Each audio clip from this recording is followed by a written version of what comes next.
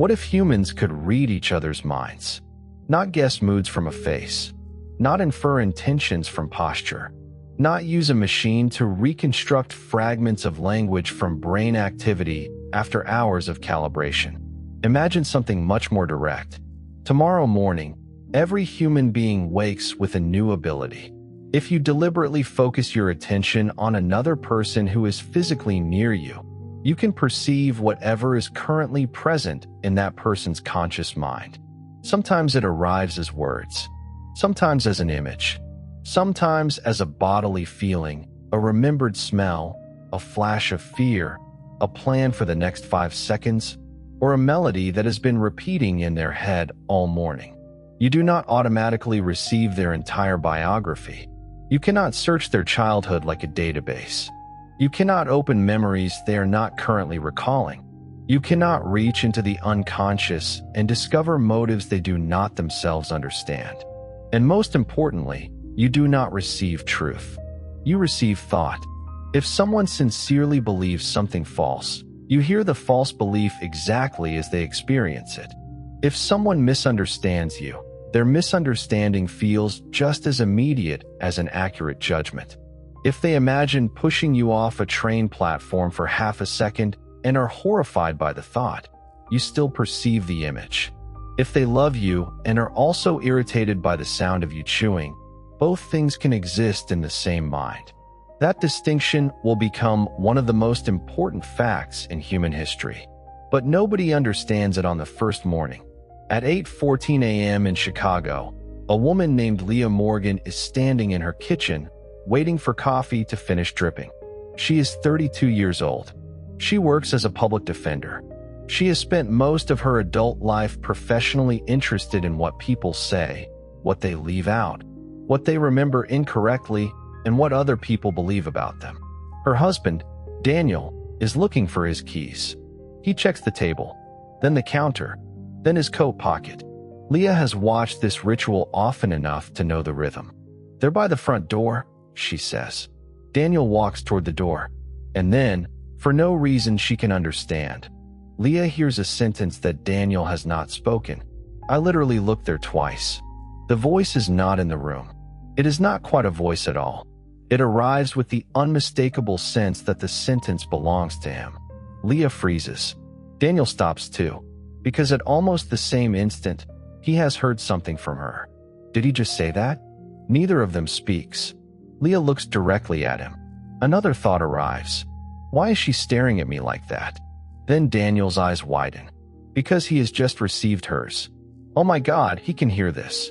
For 3 or 4 seconds, two adults who have known each other for 11 years stand in complete silence and have the most crowded conversation of their marriage. Leah thinks, "Don't think anything."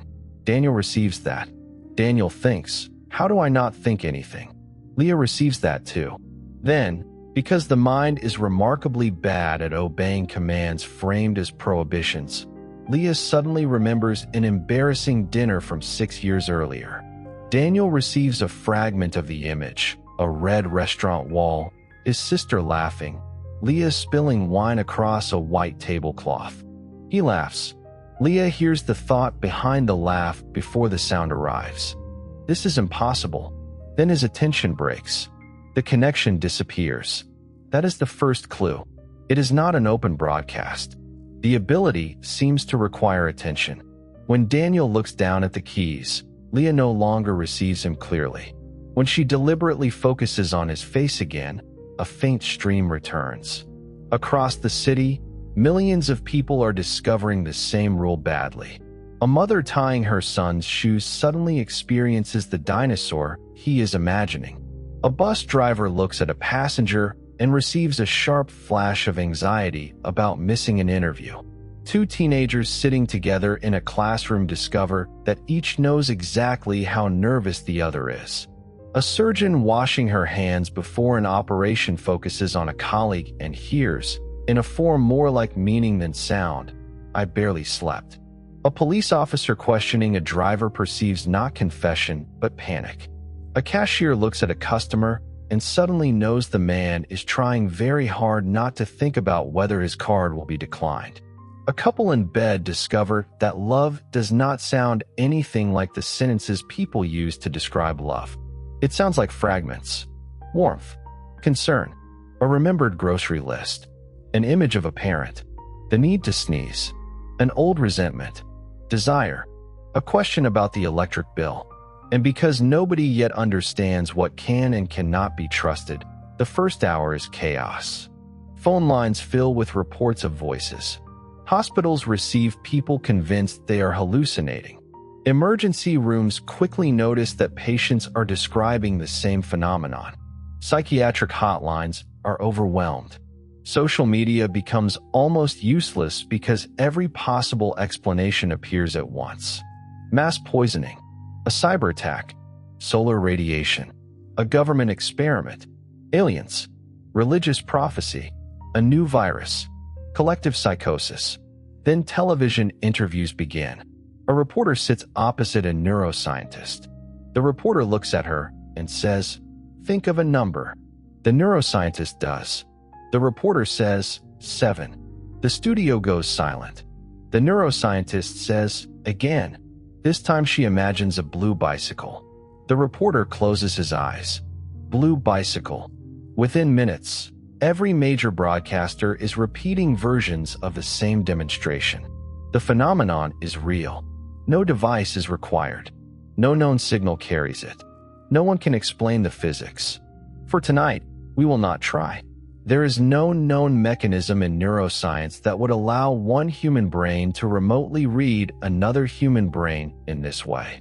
Real neural decoding is far more limited, far more dependent on sensors, training, computation, and cooperation. So our thought experiment gives humanity one impossible ability and then leaves everything else as ordinary as possible. Brains still work like human brains. Attention is limited. Memory is reconstructive. People still misunderstand themselves. Emotion still distorts judgment. Intrusive thoughts still happen. Children still learn gradually what thoughts mean. And that is where the story becomes interesting.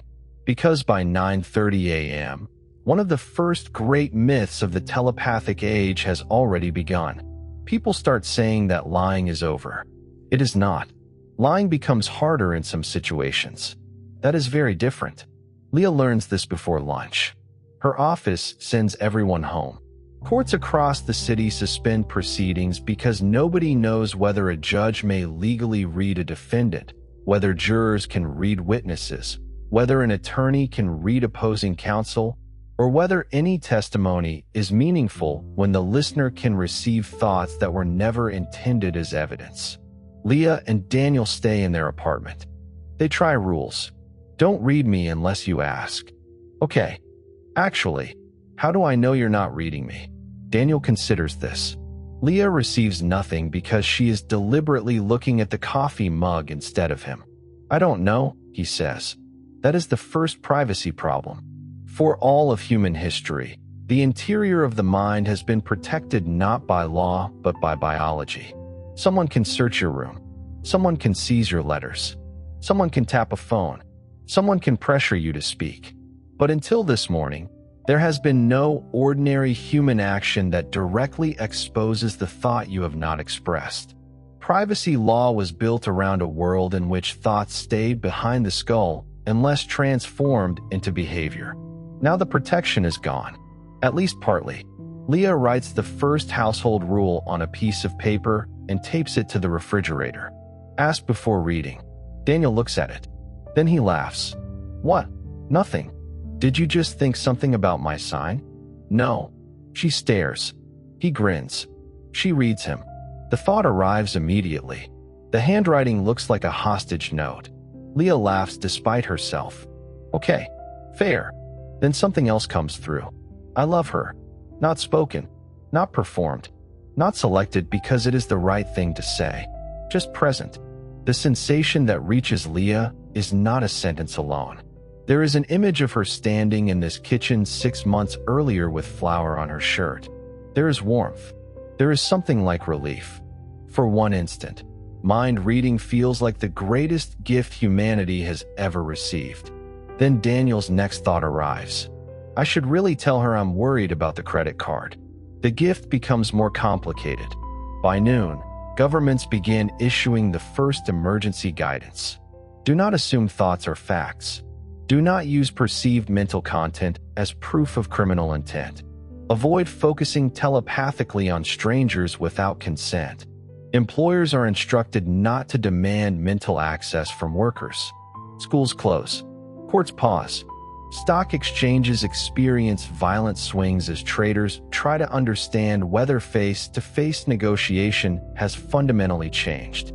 Military facilities immediately create physical separation protocols. Diplomats cancel meetings. Intelligence agencies do the same thing everyone else does. They panic, then make lists. Who can read whom? At what distance? Does glass matter? Walls.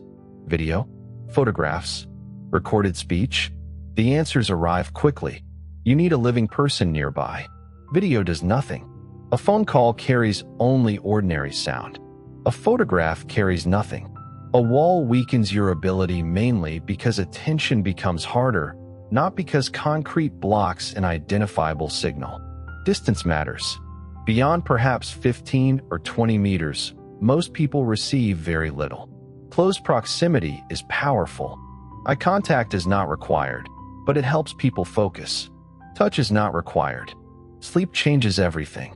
A sleeping person's conscious stream is sparse and difficult to access, except during vivid dreams when fragments can occasionally be perceived. The first scientific papers will take months. The first useful social rules take days. The first serious abuses take hours. A video appears online of a man standing outside a medical clinic, deliberately reading patients as they leave. He announces private thoughts to an audience. The crowd turns on him. Someone punches him. A second video shows students surrounding a teacher and trying to read her together. A third shows a celebrity hiding beneath a hood while photographers shout questions that no longer need spoken answers. By evening, stores begin selling the first products for a problem no product can solve. Telepathy-proof hats, silver-lined scarves, neural privacy pendants. None work. The only reliable barrier anyone has found is distance. So architecture begins changing before neuroscience can explain anything. People move desks farther apart. Restaurants create wider booths. Therapy offices place chairs across larger rooms. Executives conduct sensitive meetings remotely.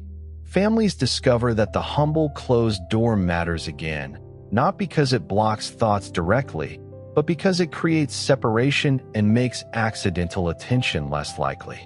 The first day ends with Leah and Daniel lying in bed farther apart than usual.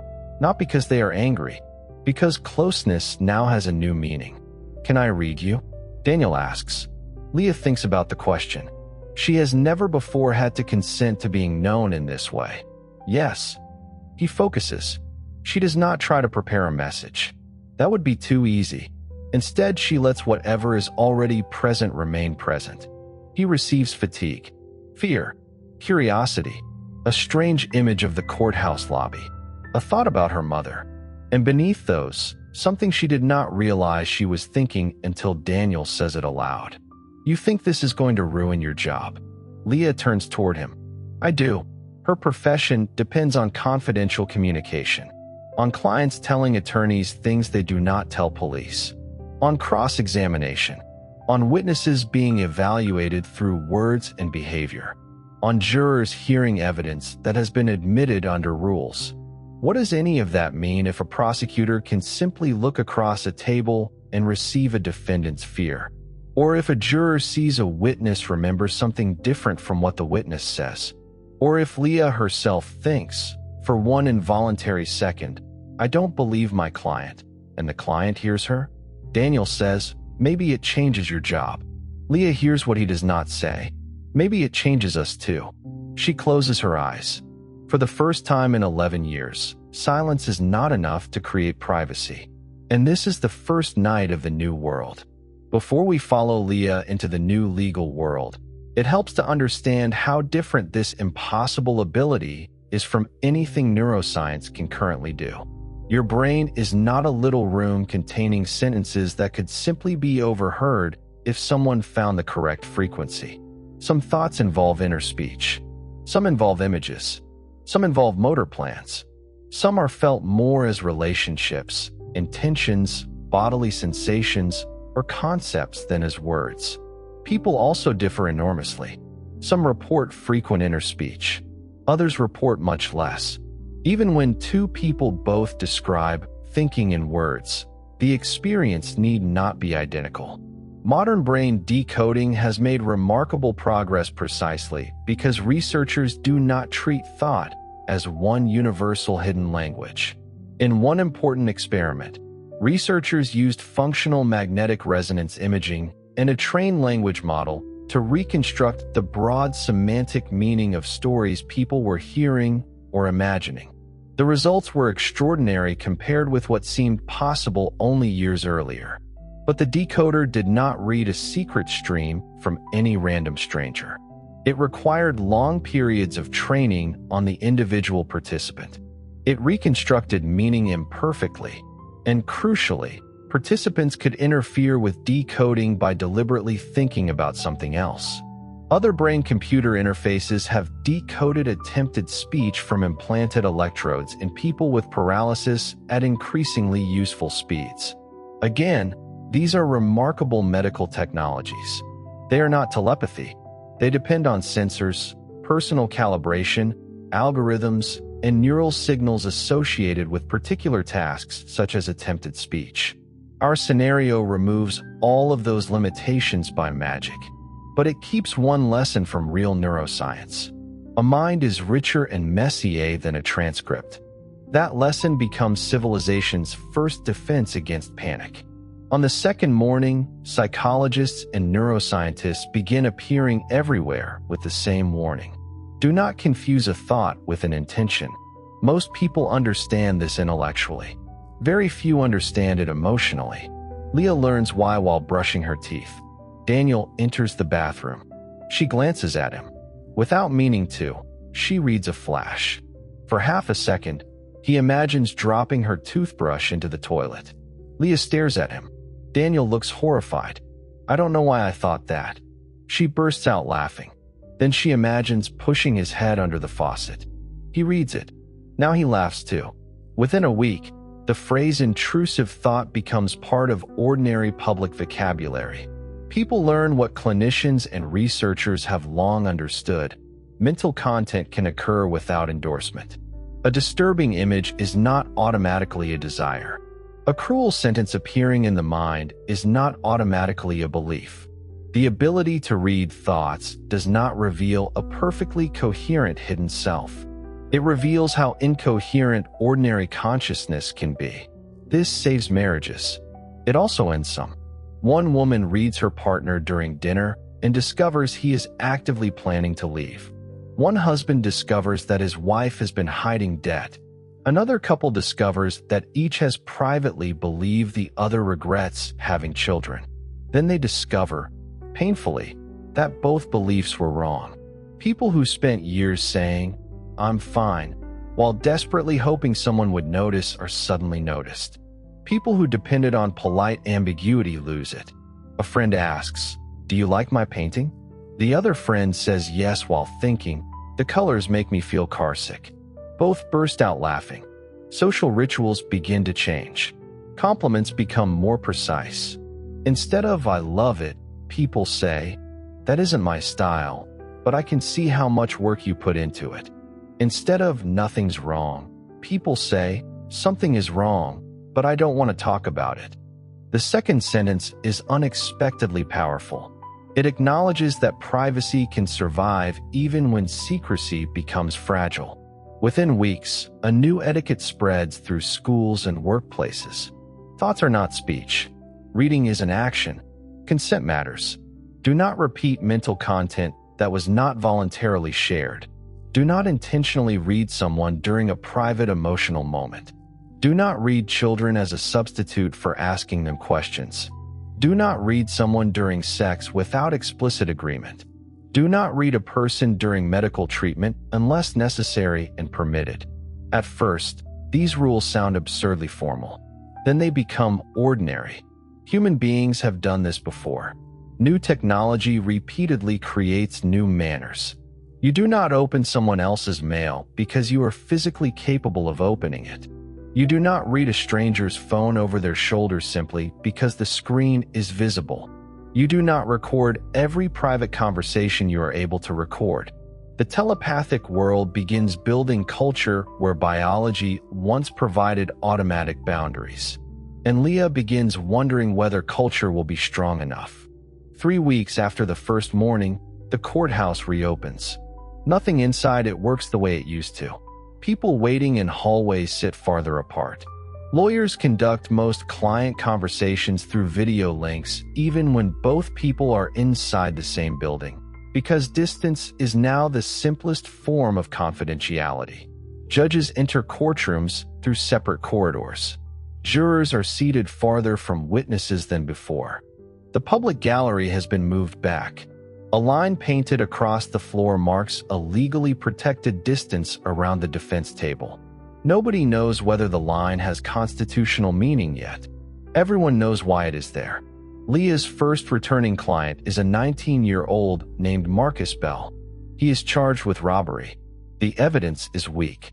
A store clerk identified him after seeing a photograph. Marcus says he was somewhere else. Before the telepathic change, Leah would have interviewed him in a small room. Now they sit at opposite ends of a long conference table. "Do you consent to mental reading for this conversation?" she asks. Marcus looks at her as if she has asked whether she may search his blood. "No." "Then I won't."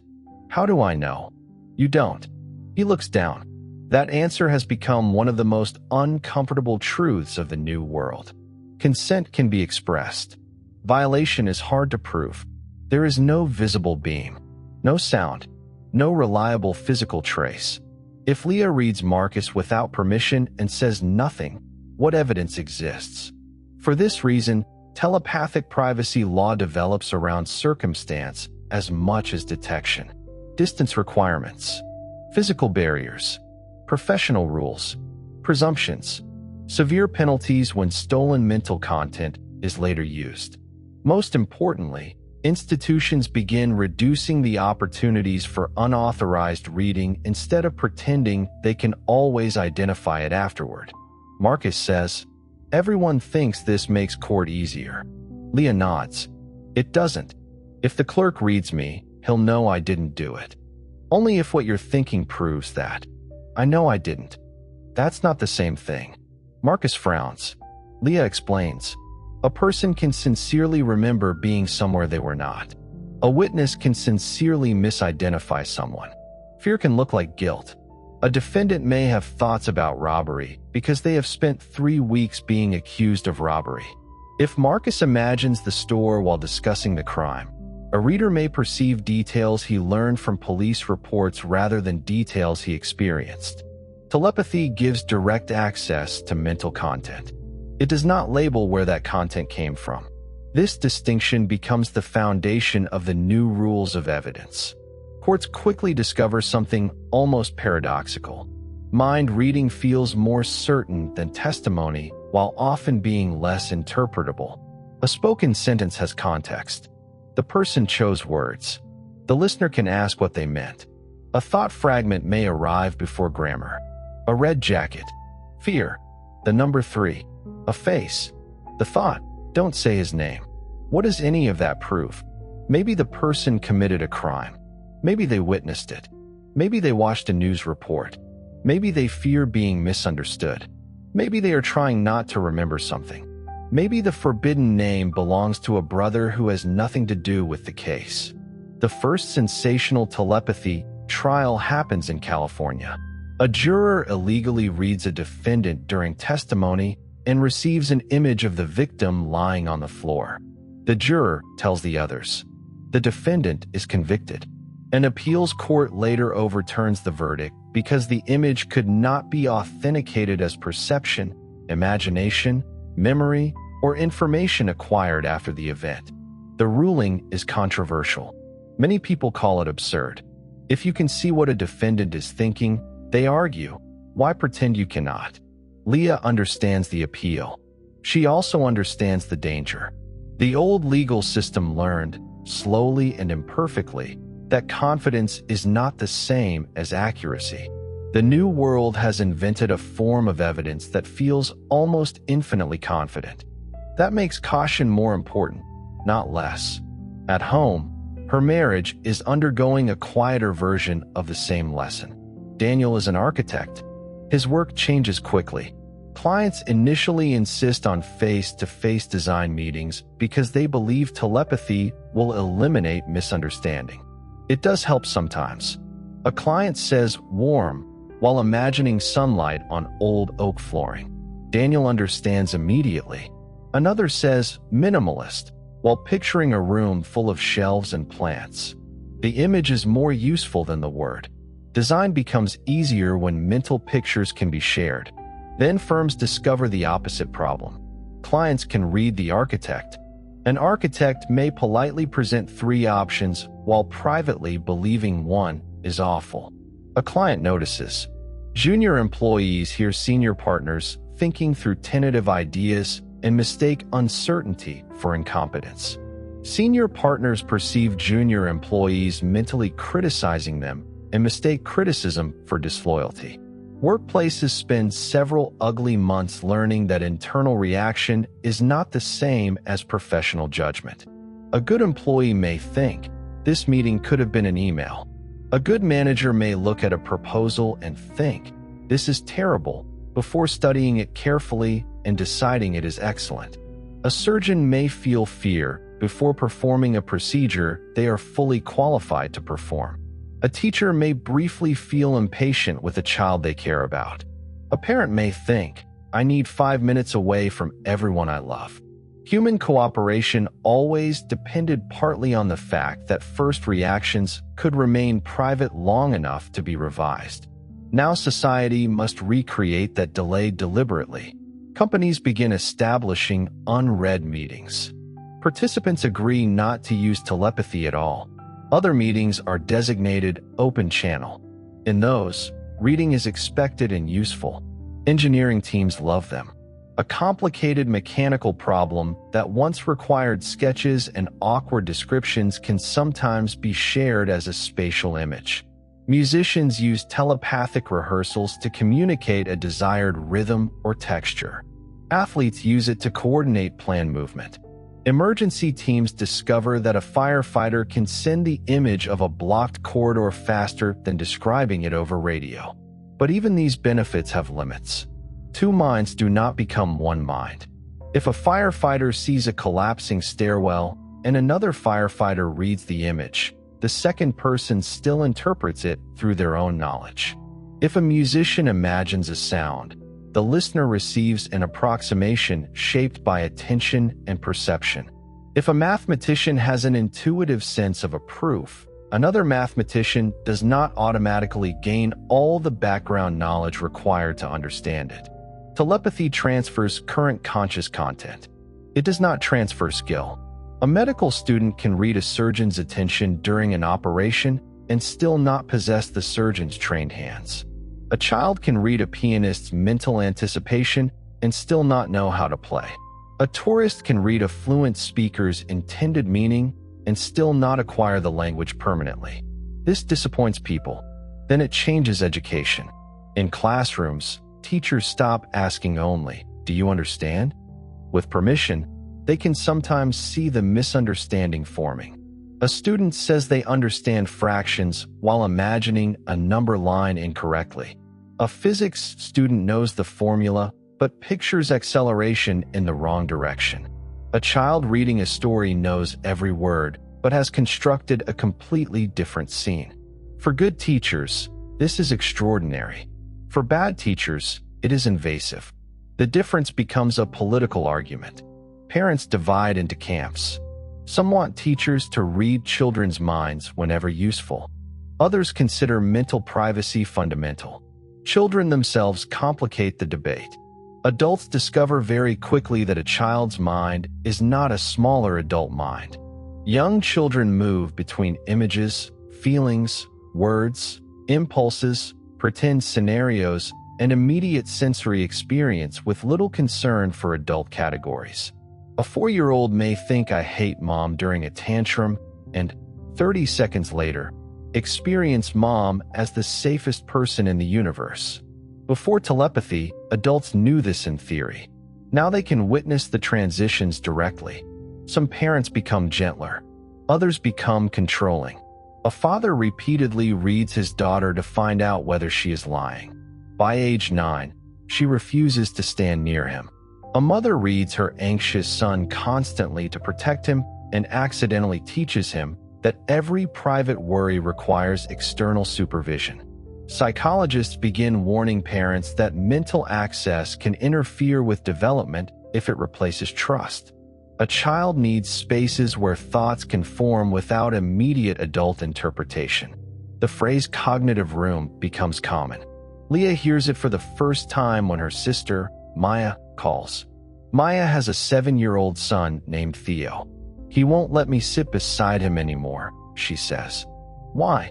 Because I read him. Without asking, I was worried. About what? He'd been quiet. Leah pauses. And what did you find? That he was imagining me dying. Leah closes her eyes. What did you do? I asked why he wants me dead. There is silence on the phone. Maya begins crying before Leah can answer. He didn't want me dead. He saw a dead bird that morning. Then he wondered if I could die. Then he imagined it. I knew that 5 minutes later, but I'd already reacted. This becomes one of the defining problems of the first generation raised with mind reading. Adults are tempted to treat mental content as declarations. Children reveal how wrong that is. The mind is not a press conference. It is a workshop. Half-built things are everywhere. The first generation of telepathic children changes language before adults realize what is happening. They invent verbs. To skim someone means to read only for a second. To knock means to ask permission mentally and wait for the other person to deliberately focus back. To flood means to overwhelm someone with deliberately vivid mental content. To mask does not mean blocking telepathy, which nobody can do directly. It means filling consciousness with something chosen so that an unauthorized reader gets noise instead of what they want. Children become remarkably good at masking. If a teacher tries to read a teenager without permission, the teenager may think of a song chorus at maximum intensity, or multiplication tables, or an image of a rotating banana. This does not make private thought inaccessible. It makes theft expensive. Attention has always been limited. Now people weaponize that limitation. Within a year, mental self-defense classes appear. They do not teach mystical shields. They teach attentional control, breathing, mental arithmetic, deliberate imagery, switching tasks, focusing on external sensation. The same basic fact that allowed participants in real neural decoding experiments to interfere with reconstruction by thinking about something else becomes, in our impossible world, part of everyday etiquette and defense. Leah takes one class because attorneys are now required to. The instructor stands at the front of a gym. Your goal is not to become blank, she says. Nobody becomes blank on command. Your goal is to choose what occupies the foreground. She pairs Leah with a man named Omar. Omar's task is to read her while Leah protects a 4-digit number. She chooses 5831. Immediately, trying not to think of 5831 makes 5831 enormous. Omar smiles. 5. Leah swears. Again, the instructor teaches her to redirect instead of suppress. Leah pictures her childhood bedroom. Blue curtains, a bookshelf, a crack in the ceiling. Omar receives the room. The number fades. After 10 minutes, Leah can keep it out of the foreground long enough to frustrate him. The lesson feels strangely familiar. Human beings were already managing thoughts before telepathy. We chose what to say. We redirected attention. We rehearsed difficult conversations. We tried not to laugh in serious moments. We calmed panic by focusing on breathing. The new ability does not create mental control. It makes the need for it visible. This affects religion. Some traditions embrace telepathic prayer circles in which congregants voluntarily share images, gratitude, grief, and intention. Others insist that the private interior remains sacred and deliberately structure worship to prevent reading. Confession changes in complicated ways. So does meditation. People who once imagined meditation as the elimination of thought discover, through millions of embarrassing demonstrations, that minds continue producing mental events even when the person does not endorse them. Teachers of contemplative practices suddenly become highly sought after because they have spent centuries developing vocabularies for observing thoughts without treating every thought as identity. Philosophy departments become popular. So do lawyers. The constitutional questions multiply. Is an unspoken thought protected speech? Can police read a suspect with a warrant? Can a person be compelled to focus on a memory? Does the right against self-incrimination include mental content that an officer perceives without asking a question? Can border agents read travelers? Can a company require telepathic transparency from employees handling secrets? Can professional sports teams read opponents? Can poker survive? Poker does survive. For a while it nearly disappears. Then players create distance rules and no-read tables. Casinos redesign rooms. Chess changes more dramatically.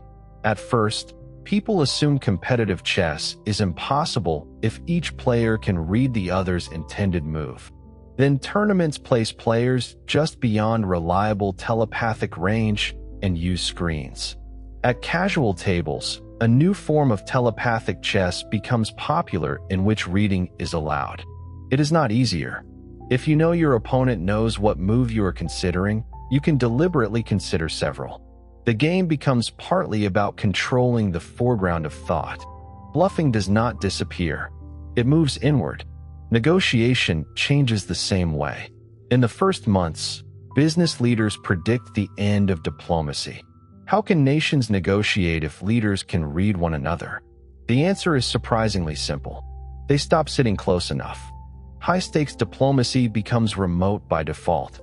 Sensitive conversations take place through screens or across rooms designed with unusually large distances.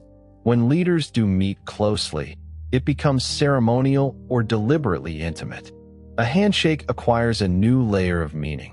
Standing within reading range says, in effect, I am willing to risk being mentally perceived. Some peace negotiations use that deliberately. Two leaders who distrust each other agree to spend 60 seconds in mutual open attention before signing an agreement. The gesture becomes famous. It does not prove either leader will keep the treaty. It proves only what each consciously intends at that moment. That limitation matters. People can betray commitments later. They can change their minds. They can sincerely intend peace and still begin war after new events.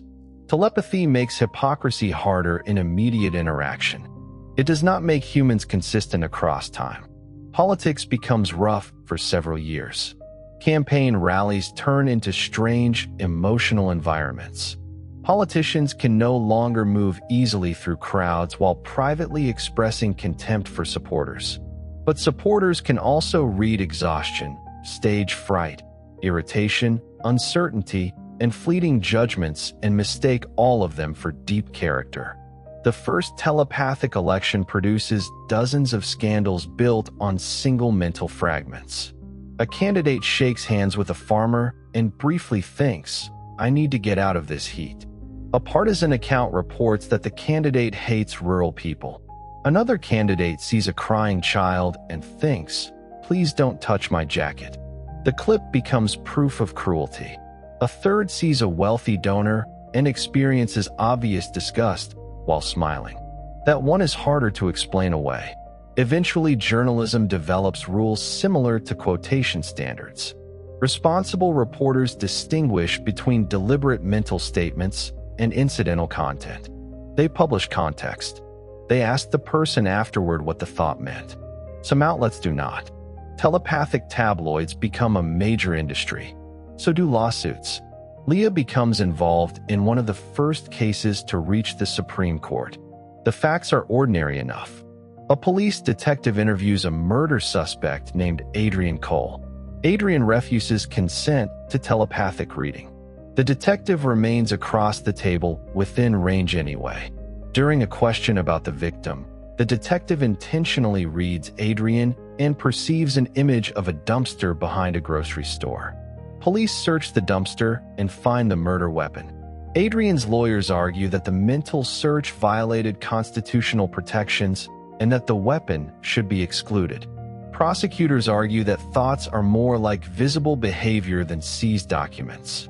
The country becomes obsessed with the case. Leah is not lead counsel, but she helps write a brief. She spends weeks thinking about a sentence humans have never needed before. The mind is not a public place merely because another person has acquired the biological capacity to enter it. Daniel reads that sentence with permission one night. He sits quietly. That's good. It's obvious. Most important rights sound obvious after somebody writes them down. The court eventually rules narrowly. Intentional non-consensual mental reading by government agents is a search. The judgment does not solve everything. It creates a foundation. Later laws go further.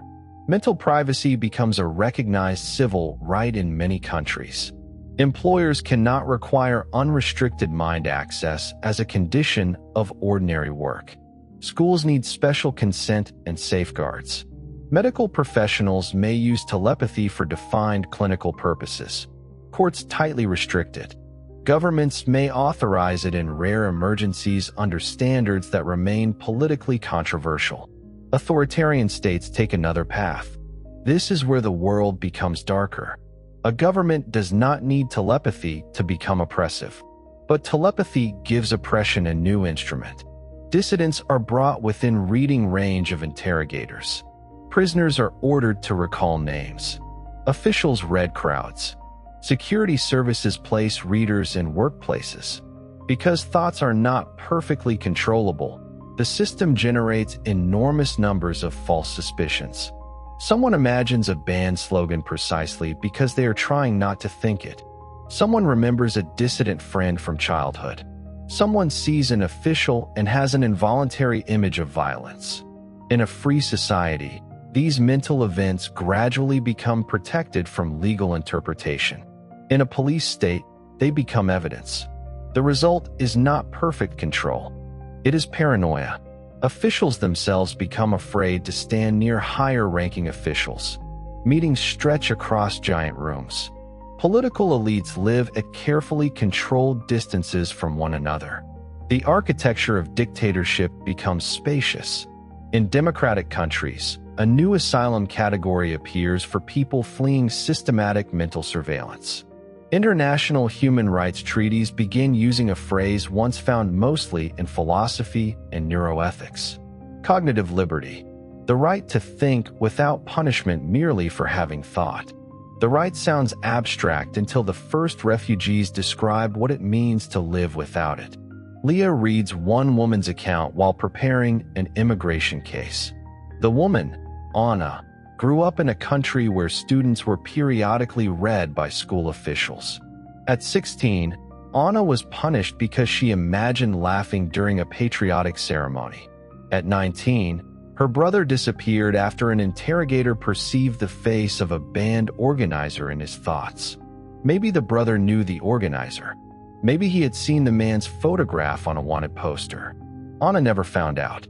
Leah finishes the statement and sits very still. Daniel is across the room. He does not read her. That matters. Over the years, their marriage has developed a strange intimacy built as much from refusal as access. They can know more than couples in the old world ever could. They choose not to know constantly. At dinner, they usually keep the channel closed. When they argue, they have a rule: no reading unless the other person asks. This seems counterintuitive. Wouldn't mind reading solve arguments? Sometimes. But arguments require people to formulate what they believe. A raw stream of frustration is not always useful. If Leah is angry because Daniel forgot to call, She may simultaneously think about 3 unrelated grievances from 8 years earlier. If Daniel reads all of them, the argument expands. Words can be a cognitive tool. By choosing what to say, Leah discovers what the problem actually is. Privacy does not merely hide thought from other people. It gives thought time to become coherent. That is one of the most surprising discoveries of the telepathic century. At first, humanity thinks language will become less important. Instead, language becomes more important in a different way. You can transmit an image instantly. You can share a flash of emotion. You can let another person feel the shape of an idea. But when precision matters, people still speak. Contracts remain written. Science remains written. Laws remain written. Engineering specifications remain written. A thought can be rich and immediate. A sentence can be inspected. A sentence can be quoted. A sentence can be challenged. A sentence can remain after the thinker changes their mind. Telepathy does not replace language because consciousness and communication are not the same thing. Leah understands this most clearly during a case involving 2 brothers. One brother claims the other promised him half of a business. Both remember the conversation.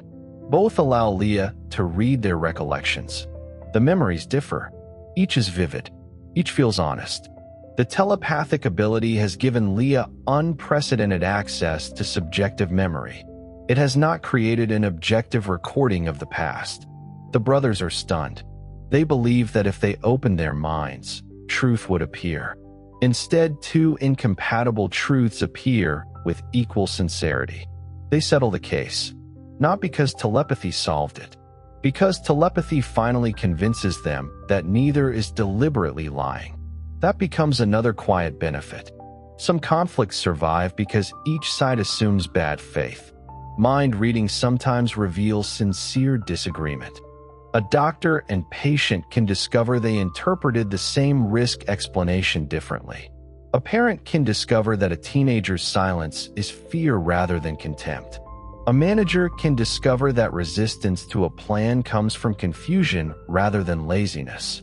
A couple can discover that the same argument has been remembered as 2 different emotional events. People remain capable of conflict, but one category of conflict becomes easier to identify: the conflict where both people are honest and still wrong about each other. Medicine changes more carefully than the public expects. At first, people imagine the diagnostic possibilities. A patient can let a doctor feel where pain is. A neurologist can ask someone to focus on the quality of an aura before a migraine. A child who cannot describe nausea can share the sensation directly. A person emerging from anesthesia can communicate confusion before speech returns fully. Patients with limited speech may be able to share conscious intent with nearby caregivers even when muscles fail them. The possibilities are extraordinary. Then doctors discover the same old problem in a new form. Feeling a patient's experience is not the same as diagnosing its cause. Chest pressure from anxiety can feel frighteningly real. Early heart disease may cause little sensation. A patient can sincerely believe a medication is causing a symptom that actually has another origin. Pain is real even when its source is difficult to identify. Telepathy improves access to subjective experience. It does not eliminate the need for blood tests, imaging, physical examination, statistics, or medical judgment. In psychiatry, the change is even more delicate. Some patients find enormous relief in being able to communicate states that words never captured. A person with depression can let a therapist perceive the flatness that the word sadness never described accurately. A person with panic disorder can share the sudden bodily certainty that something terrible is happening. A trauma survivor can choose to transmit an image rather than narrate it. But no ethical therapist simply reads freely. The mind contains associations the patient may not wish to discuss. Therapy depends on agency. The patient chooses what to explore.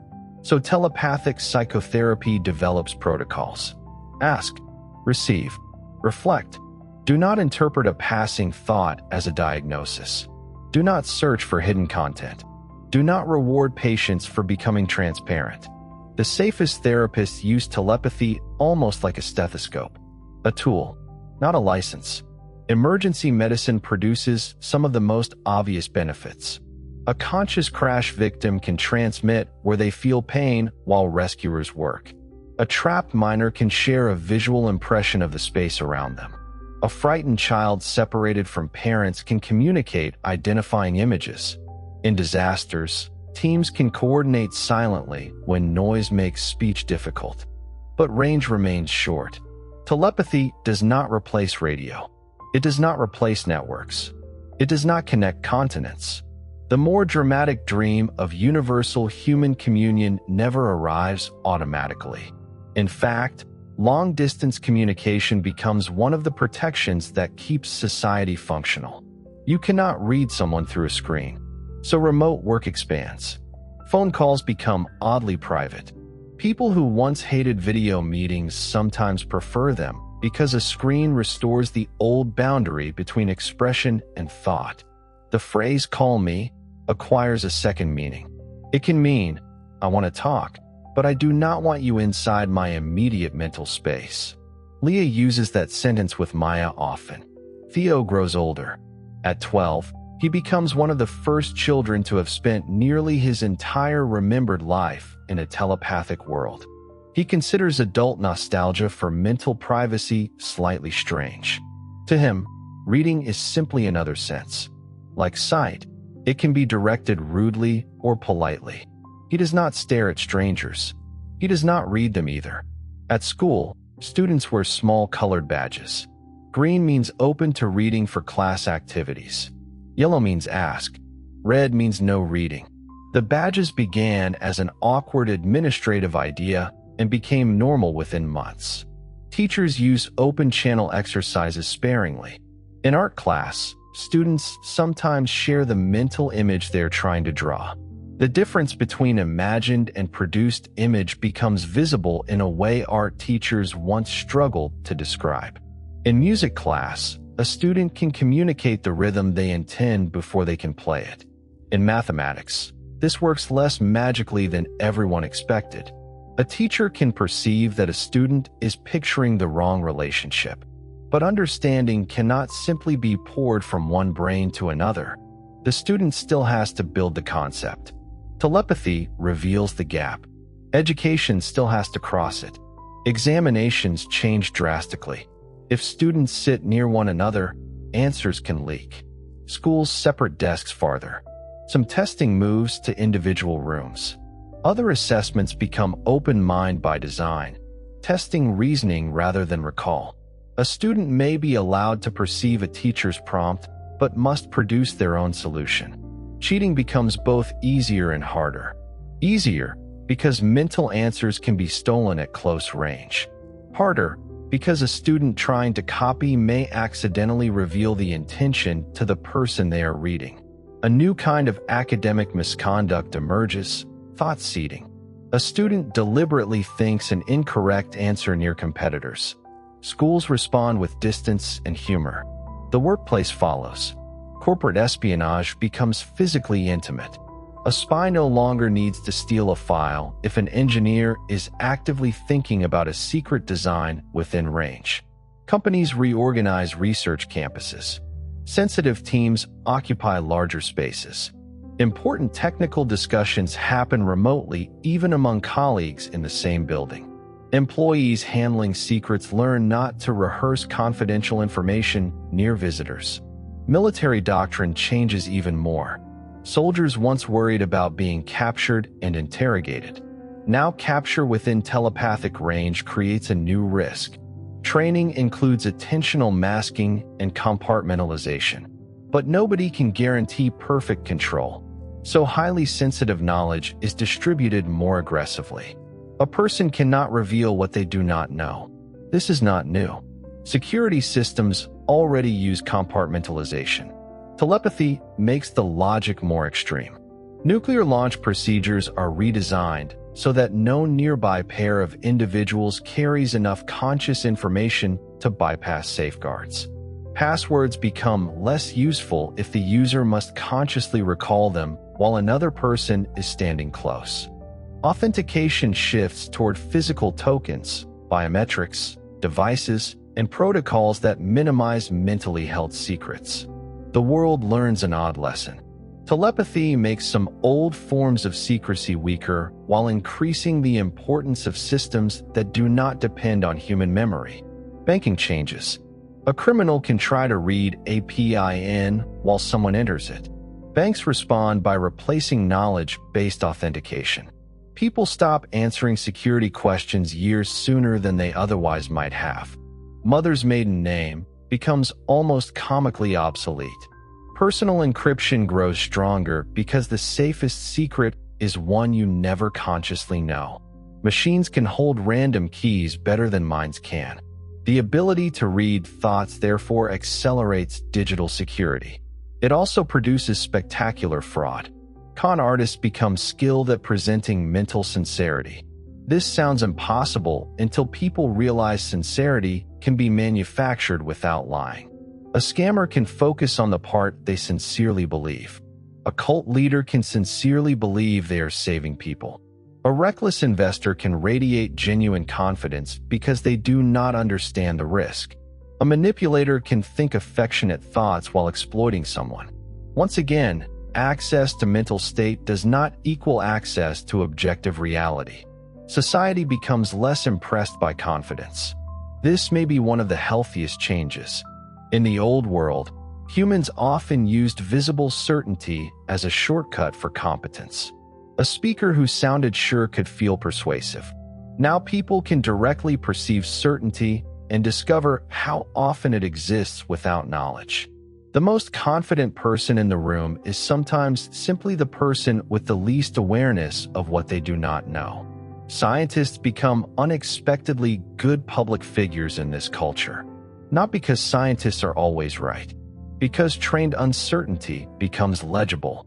A researcher can say, "I don't know," while a reader perceives a structured field of possibilities, evidence, and doubt rather than emptiness. The phrase "I don't know" gains prestige. Leah notices this in court. Expert witnesses who once tried to sound completely certain now do better by showing the shape of uncertainty. A forensic scientist testifies that a result is consistent with two explanations.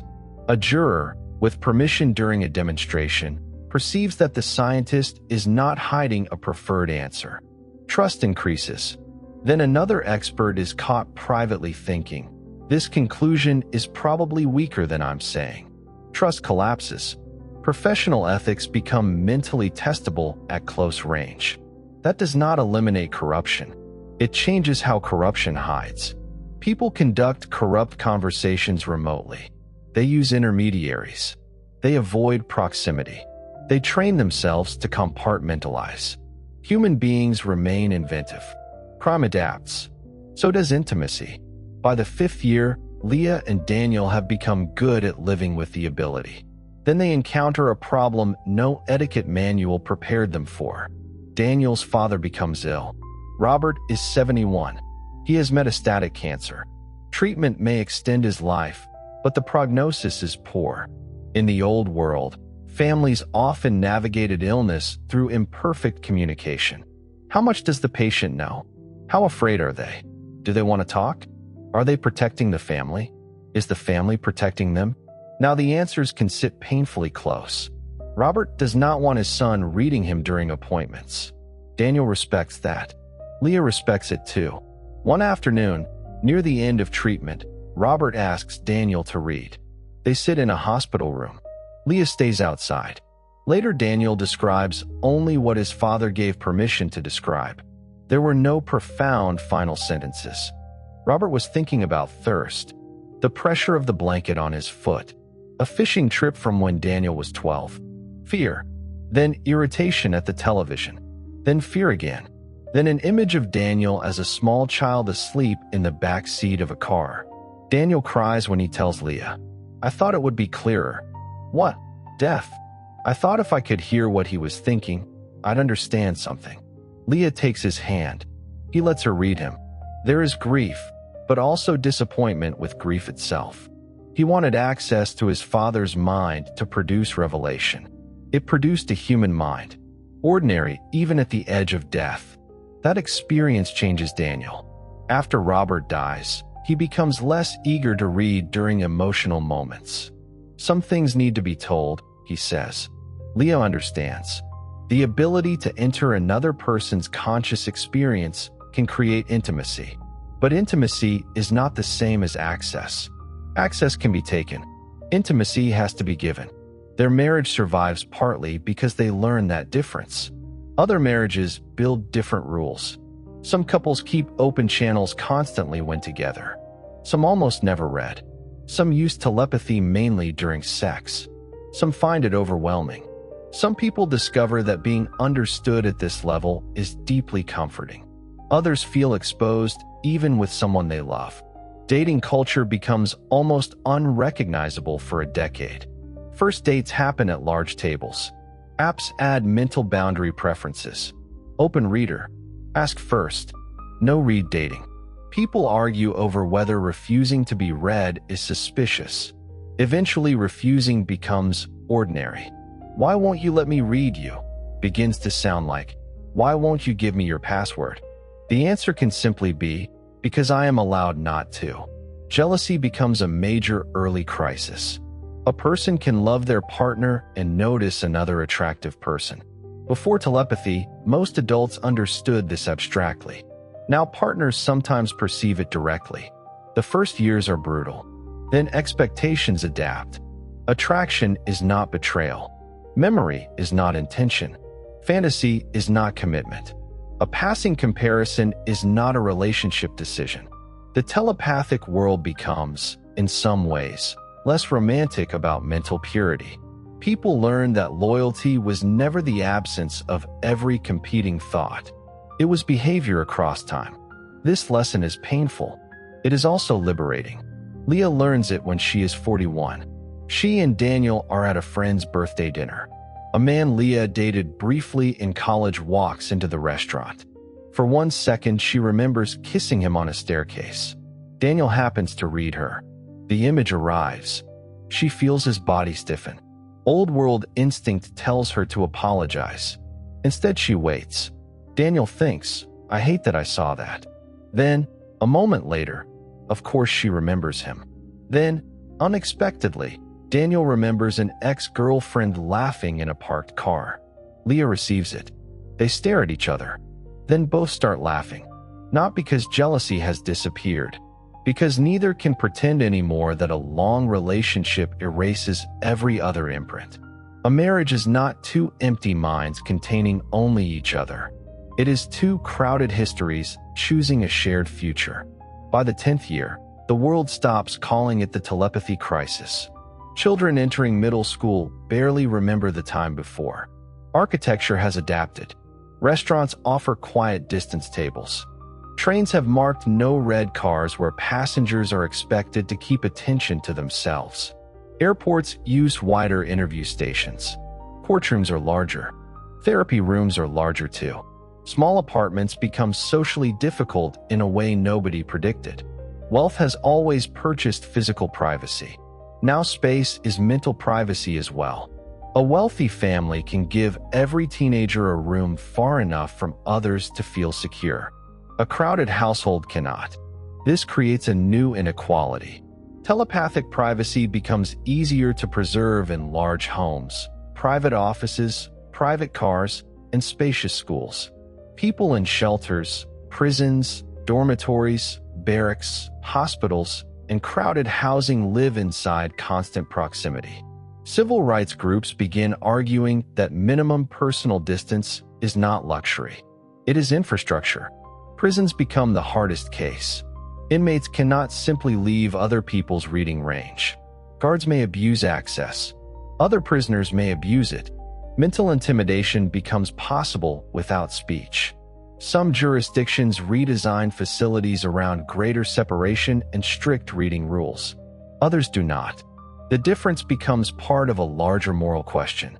If humanity has gained a new sense, does society have an obligation to protect people from unwanted use of that sense? We already restrict where cameras can be placed. We restrict medical access. We regulate searches. Telepathy forces similar rules into spaces where enforcement is difficult. The first successful anti-reading technology is not a helmet. It is architecture, distance. Then software helps. A small wearable cannot block thought, but it can monitor proximity and alert the wearer when someone enters a personal mental radius. Public buildings install floor lighting showing recommended spacing. Meeting rooms have movable partitions. Children learn to say, "Back up, please," with the same ordinary tone once used for "don't look at my phone." Culture turns impossibility into etiquette. Leah and Daniel eventually have a daughter. Her name is June. She is born 11 years after the change. The first question Leah asks after delivery is not whether June can read. Newborns cannot demonstrate anything useful about deliberate telepathic attention. For months, nobody knows when the ability begins functioning. Then one evening, when June is 14 months old, Leah is holding her near the window. A dog barks below. June looks at Leah. Leah feels something that is not language. A bright burst of dog. Not the word. A shape, movement, excitement, and a remembered sound combined. Leah almost drops her. Daniel rushes over. "What happened?" "She read me. Or I read her. I don't know." June points toward the street. "Duh?" and laughs. The moment becomes one of Leah's favorite memories. It also terrifies her. Parents once wondered what babies were thinking. Now they may sometimes know. For developmental science, this is revolutionary. Researchers can study conscious attention before fluent speech with an access that no previous method allowed. But the ethical limits are immediate. Babies cannot consent in the adult sense. What may parents read? What may researchers read? Can a child's mental content be recorded? Who owns that record? Most countries eventually prohibit permanent storage of a child's telepathically acquired content, except in narrow medical research with strict oversight. The ban comes after companies try to build products around it. One startup markets a device called First Thought.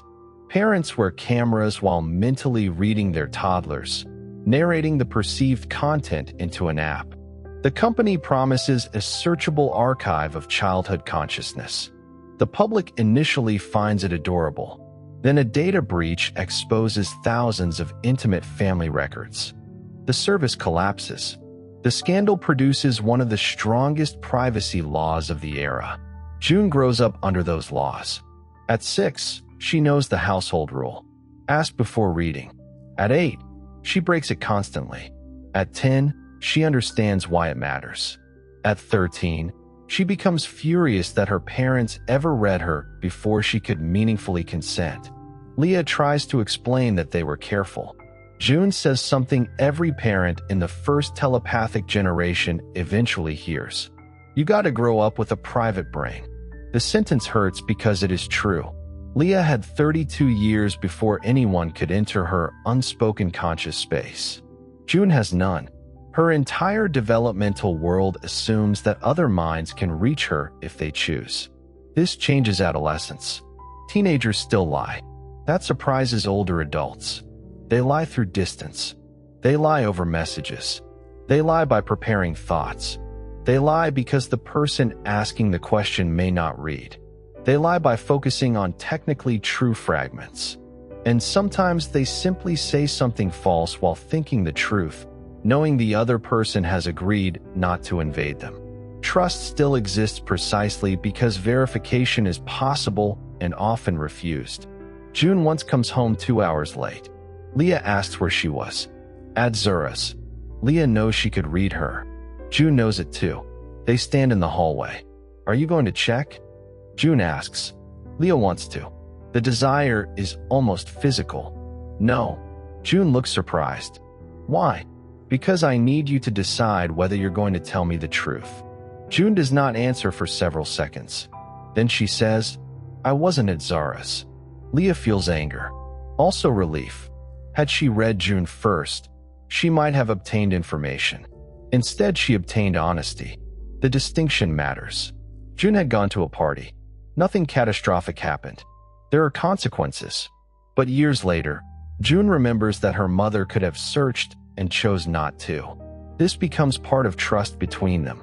The children of the telepathic era become better than their parents at distinguishing secrecy from privacy. A secret is information hidden to affect what another person can know. Privacy is space in which a person is allowed to exist without inspection. The two overlap. They are not identical. Society slowly understands. Religion changes again. So does art. At first, artists fear telepathy will destroy ambiguity. If a painter can simply transmit the intended feeling, why make the painting? If a novelist can share an image directly, why write 300 pages? The opposite happens. Telepathy creates a new hunger for mediated experience.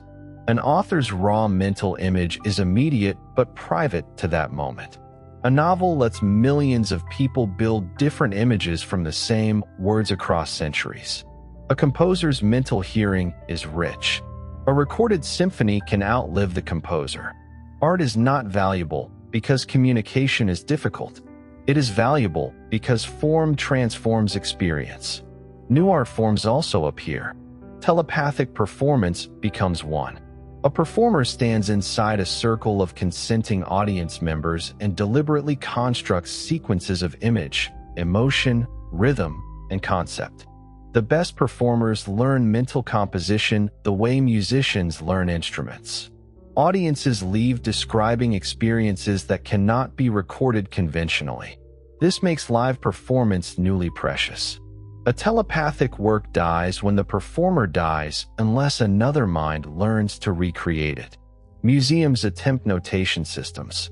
They are imperfect. Humanity rediscovers an old truth from oral cultures. Some art exists only in living people. Sports adapt too. Team sports initially become almost unfair. Players can share immediate intentions at close range. A basketball player driving toward the basket can transmit the plan to a teammate without looking. Defenders can read too. The result is not perfect coordination.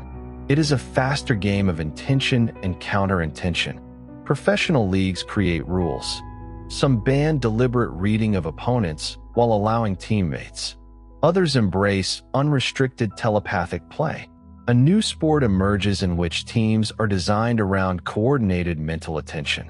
Spectators cannot directly experience the mental layer from the stands because of distance. Commentators attempt to explain. The game looks strangely ordinary on television. Only the players know how crowded it is.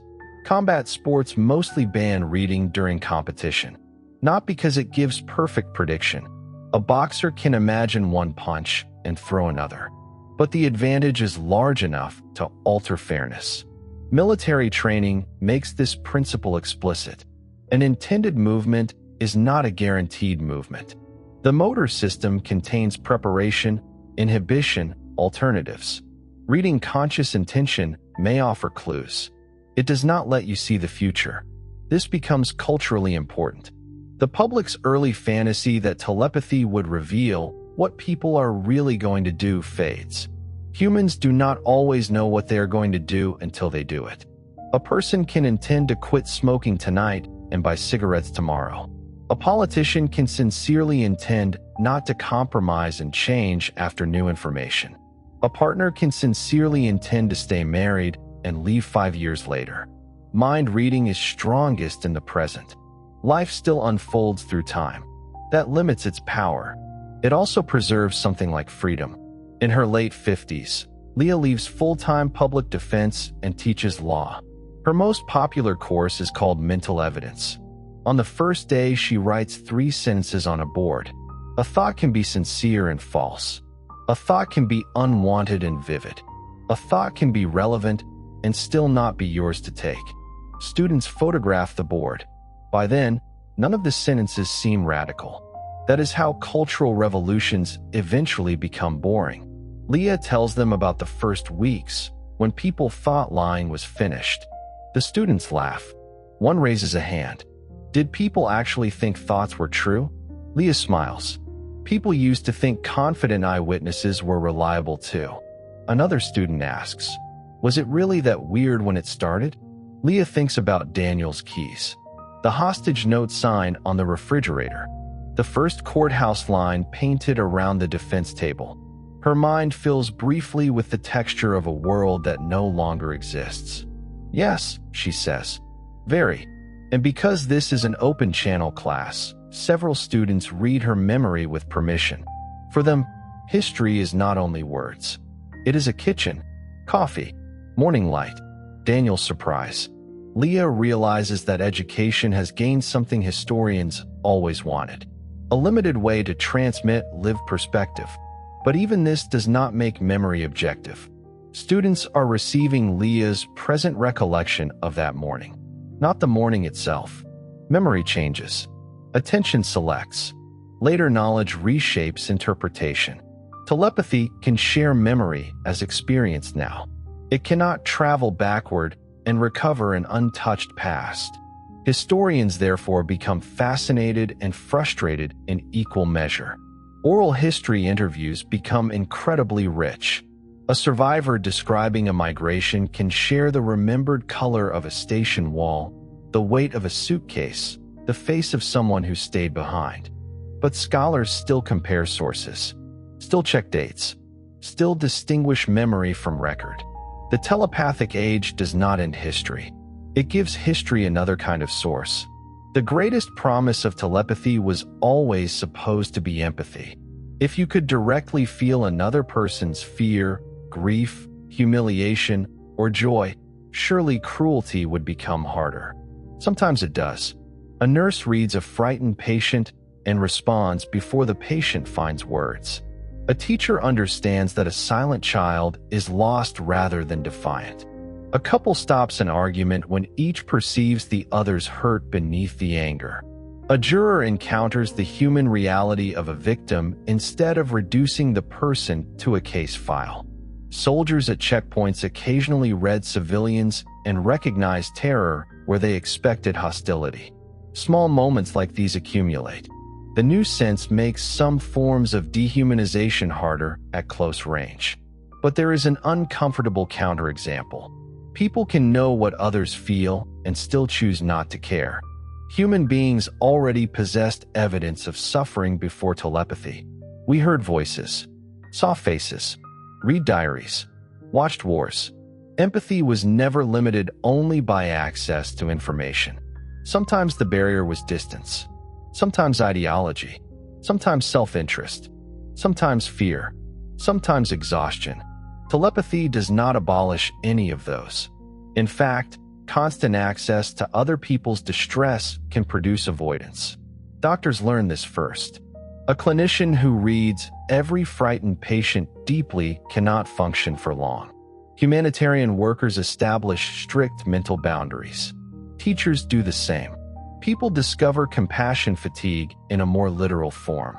The ethical goal becomes not maximum empathy. It becomes sustainable empathy. Enough access to understand. Enough boundary to continue helping. This shapes global politics. During a refugee crisis, a television network tries an experiment. Instead of interviewing displaced families only through speech, it brings a small group of consenting citizens into direct reading range of several refugees. Participants perceive fragments. A father's memory of searching for his daughter in a crowd. A woman's fear at a checkpoint. A teenager's embarrassment about having no clean clothes. Public donations surge. Critics call the event emotional manipulation. They are not entirely wrong. Every medium selects. A camera selects an image. An editor selects a quote. Telepathic journalism selects a mind and a moment. The fact that the experience feels direct does not make the selection neutral. This becomes a major field of media ethics. Networks label telepathic content. Live mental access. Reconstructed memory. Deliberate visualization. Unprompted conscious reaction. Audiences learn that categories matter. Advertising learns too. The first telepathic marketers are terrifyingly effective. A salesperson reads a customer's momentary desire and adjusts instantly. A luxury dealer notices envy. A political fundraiser detects guilt. A casino employee detects frustration and hope. Regulators respond. Commercial mind reading without consent becomes illegal in many places. But subtle uses persist. People become more careful about standing close to sales staff. Online shopping grows again because screens cannot read you back. The internet, strangely, becomes a sanctuary of old-fashioned opacity. People complain about algorithms tracking clicks while appreciating that a website cannot directly perceive the thought they chose not to type. Dating apps, remote therapy, online games, digital commerce, and anonymous forums all gain new significance because distance protects mental space. At the same time, physical community becomes more deliberate. If being near someone creates the possibility of deeper access, presence matters more. A family dinner is not interchangeable with a group chat. A classroom is not interchangeable with a recording. A concert is not interchangeable with streaming. Proximity has gained power, so people treat it with more caution and sometimes more reverence. Funerals change. Some families hold open memory circles where mourners voluntarily recall the dead while others read. One memory triggers another. A woman remembers her brother teaching her to ride a bicycle. Someone else remembers the brother years later fixing a roof. A child remembers his laugh. For an hour, one life exists across many minds. Other families reject the practice completely. They find it intrusive. There is no universal telepathic culture. Human variety survives the new sense. So does deception. Professional deceivers adapt in ways nobody expected. A poker player learns to hold multiple possibilities consciously. An undercover officer rehearses a cover identity so thoroughly that many relevant thoughts are internally consistent with it. A spy avoids knowing details. A negotiator focuses sincerely on one acceptable outcome, while keeping another represented only in notes outside immediate awareness. Criminal organizations use remote communication. People take sedatives before interrogations. Some attempt self-hypnosis. Most methods are unreliable. The cat and mouse game continues. One especially strange profession emerges. Mental proxy. A proxy receives sensitive information in writing, converts only a necessary fragment into action, and deliberately avoids learning the broader context. It is information security performed through human ignorance. Leah finds the idea both clever and disturbing. Daniel thinks it is simply architecture for cognition. You don't build every room with glass walls, he says. Why build every organization with fully informed people? He has spent decades redesigning physical space for telepathic society. His architecture firm specializes in boundary design, libraries with close collaboration rooms and deep private reading areas, hospitals where patients can control interpersonal distance, schools with flexible zones for open-channel instruction and private thought, apartment buildings with thick circulation buffers between units. Again, the walls do not block telepathy as a physical signal. They organize attention and distance. Daniel's work becomes less about keeping sound out and more about giving minds room. One of his most famous buildings is a public library in Seattle. At the entrance, the building is social. Tables are close. People talk.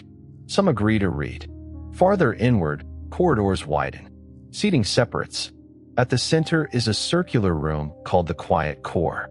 Every seat is positioned beyond reliable reading range of every other seat.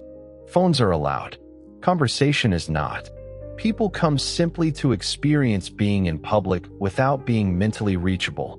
When Leah visits, she is surprised by how emotional it feels. Dozens of strangers occupy the same room. Nobody can easily enter anyone else's conscious foreground. The room recreates something humanity once had accidentally: solitude among other people. She remembers old trains, cafes, waiting rooms, being surrounded and still inaccessible. She had never known it was a privilege. By then, June is 28. She has become a pediatrician. Her generation treats telepathy differently from Leah's. June uses it clinically, but sparingly. Children often communicate symptoms more easily through direct sharing than through vocabulary. A 6-year-old can show the spinning sensation of vertigo. A child with abdominal pain can help distinguish burning from cramping. But June always asks. Even young children get a choice whenever circumstances allow. Parents sometimes complain. "I'm her mother," one says. "Why do you need her permission?" June answers, "Because it's her mind." The sentence would have sounded bizarre to Leah before the first morning. Now it sounds obvious. June's generation also develops a stronger norm around mental adolescence. At puberty, parents are expected to stop reading children except for emergencies unless invited. This is not universally obeyed. Nothing involving parents and teenagers ever is. But it creates a boundary. The law begins recognizing it. Across those first decades, legal systems learn to distinguish emergency reading from investigative reading, educational reading, medical reading, and intimate reading. Consent standards become more sophisticated. A person can consent to one purpose and not another. You may read my pain, not my memories. You may read my intended movement during training, not my emotional reactions. You may read me during this therapy exercise, not afterward. This resembles the way old world privacy law learned to distinguish different kinds of data. The mind is not one category. Neither is mental access. The science of consciousness changes as much as law. For the first time, researchers can compare first-person reports with direct person-to-person transmission of conscious content. They discover enormous diversity. Some people experience vivid inner monologues. Others have more image-heavy thought. Some think spatially. Some report abstract concepts that are difficult to render in language. Some mental states transmit cleanly. Others arrive as compressed structures the reader can sense without being able to describe. The old philosophical question, what is it like to be another person, becomes experimentally approachable in a strange, limited way. But it never disappears. When Leah reads Daniel's sadness, she experiences something of his conscious state. She does not become Daniel. His sadness arrives inside her own nervous system, interpreted through her own history. Two readers can focus on the same person and describe the experience slightly differently. The ability creates a bridge. It does not erase the shores. This disappoints philosophers who hoped the new sense would solve the problem of other minds. Instead, it makes the problem more interesting. You can know that another person is conscious with a directness previously unavailable. You can receive their present experience. Yet there remains a distinction between receiving and being. The self survives telepathy, perhaps more strongly than before. People learn exactly where sharing ends. Language also evolves. Old phrases become literal. I know what you're thinking. Get out of my head. Read the room. Speak your mind. Keep that thought to yourself. Children make jokes about how strange those phrases must once have sounded. New phrases appear too. Don't foreground it. That means, if you don't want me to receive something while we're reading each other, stop actively rehearsing it. Send me the shape. That means, do not bother finding words. Share the conceptual structure. Words only. That means, I want to talk, not read. Closed channel. That means, stop focusing on me. Knock first. Everyone understands that one. By the 40th year, etiquette is so deep that most daily encounters are less chaotic than the old world feared. A crowded subway does not become a screaming mental chorus because reading requires directed attention. People simply learn not to direct it casually. The experience is closer to sight. You could stare at every stranger's face. You usually do not. The capacity exists. Culture guides the gaze. Of course, some people stare. Some people read. There are offenders. There are crimes.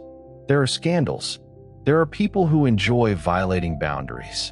The existence of norms never guarantees obedience. But the first generation's nightmare of total continuous transparency does not happen. Instead, humanity builds something more complicated. a world in which privacy is no longer automatic. It has to be practiced. That difference shapes personality. Some people become highly open. They spend hours in shared mental states with friends and partners. Others become intensely private. Subcultures form around mental minimalism. Retreat centers offer days without reading. Telepathic communes experiment with almost total openness and discover, repeatedly, that conflict does not vanish. Sometimes it becomes worse. Knowing everyone's irritation does not tell a group how to distribute chores. Sharing every fear does not produce a budget. Direct access to emotion does not create institutions. Human cooperation still needs rules. This may be the most important political lesson of the entire experiment. Understanding another person better does not automatically answer what should be done. Two people can perfectly understand each other's values and still disagree. One values freedom more. The other values security more. One accepts a risk. The other does not. One wants to preserve a forest. The other needs jobs now. Telepathy can remove some misunderstanding. It cannot remove trade-offs. Politics survives because politics was never merely a failure of communication. Sometimes human beings really do want different things. Language barriers change, but they do not disappear. This becomes obvious in international travel. A visitor who speaks no Japanese can focus on a station employee and receive the immediate intention behind a gesture toward the correct platform. A doctor and patient who share no spoken language can sometimes communicate pain, fear, or a simple need directly. A traveler can share an image of the hotel they are trying to find. For concrete situations, this feels almost miraculous. But abstract conversation remains harder. If one person is thinking in words the other does not know, some of the semantic structure may still come through in our imagined rule, but culturally specific concepts do not automatically unpack themselves. A legal idea built from years of institutional knowledge cannot be understood merely by sensing that the speaker is thinking about it. A joke can transmit the expectation of humor without giving the listener the background needed to find it funny. A religious image can arrive vividly, while its meaning remains opaque. Translation therefore changes rather than disappears. Interpreters become guides to context. They may use telepathy to verify what a speaker intends, then choose words that carry that intention into another linguistic and cultural system. This is especially valuable when ordinary language is ambiguous. But it also proves something important. Meaning is not only a private object inside one's skull. It is partly built from shared history. A word like home may evoke a room, a country, a family, safety, obligation, exile, or all of them. Sharing one person's image does not transfer the entire culture that made the image meaningful. Tourism becomes more intimate. People can sometimes share sensory impressions across language barriers. Diplomats can clarify immediate intent. Migrants learning a new language get extraordinary feedback because teachers can detect the concept they are trying to express. Yet languages do not collapse into one universal telepathic code. If anything, people become more aware of what language contributes beyond transmitting raw content. Languages categorize. They preserve stories. They carry jokes, rhythm, politeness, status, memory, and ways of drawing distinctions. A person who can communicate a basic thought without vocabulary may still choose to learn the language because belonging requires more than being understood. This matters for minority languages. Some observers predict telepathy will make them unnecessary. The opposite movement appears. Communities argue that if communication can happen without forcing everyone into one dominant language, there is even less reason to abandon local languages. Telepathy handles urgent meaning. Language carries inheritance. Schools use both. A child may share the shape of an idea with a classmate and then learn how grandparents would have named it. The new sense therefore weakens one practical reason for linguistic uniformity without weakening the emotional reasons people keep languages alive. Humanity does not become mentally monolingual. It becomes more conscious of the difference between meaning and words. And that prepares the world for another lesson. Even when two people understand exactly what the other means, they can still choose opposite sides. War changes in the same uncomfortable way. Early predictions are simple. If soldiers can read enemy intentions, surprise attacks will become impossible. They do not. Armies increase distance. Drones, missiles, artillery, satellites, cyber operations, and remote command become even more important because telepathy works only nearby. Close combat becomes stranger, but modern war was already largely conducted beyond the range of another person's eyes, much less their thoughts. At close range, soldiers may perceive fear and intention. That can prevent some violence. It can also improve tactical prediction. Military training teaches personnel to treat red intention as one signal among many. A frightened civilian may think about running and stay still. A soldier may imagine firing and decide not to. An officer may consciously expect an attack that never comes. The fog of war becomes mentally richer, not absent. Prisoner interrogation becomes one of the most contested areas in international law. Some states ban non-consensual reading entirely. Others claim national security exceptions. Human rights organizations argue that forcing a captive to recall information is a form of mental search more intimate than physical interrogation. The debate never ends completely. Technology cannot solve the moral problem because the moral problem is what one human is allowed to do to another. Peacekeeping gains a different tool. Negotiators sometimes use voluntary mutual reading to establish whether parties presently intend to comply with a ceasefire. It helps. It does not guarantee tomorrow. That phrase appears everywhere. Telepathy tells you something about now. Tomorrow still has to be built. Economics adapts more quietly. Face-to-face sales decline for years, then return under strong consent norms. Negotiation becomes more remote. Job interviews change almost immediately. Early employers try to require open reading. Applicants begin preparing intensely, worried that a passing anxious thought will destroy an opportunity. Courts and labor regulators step in.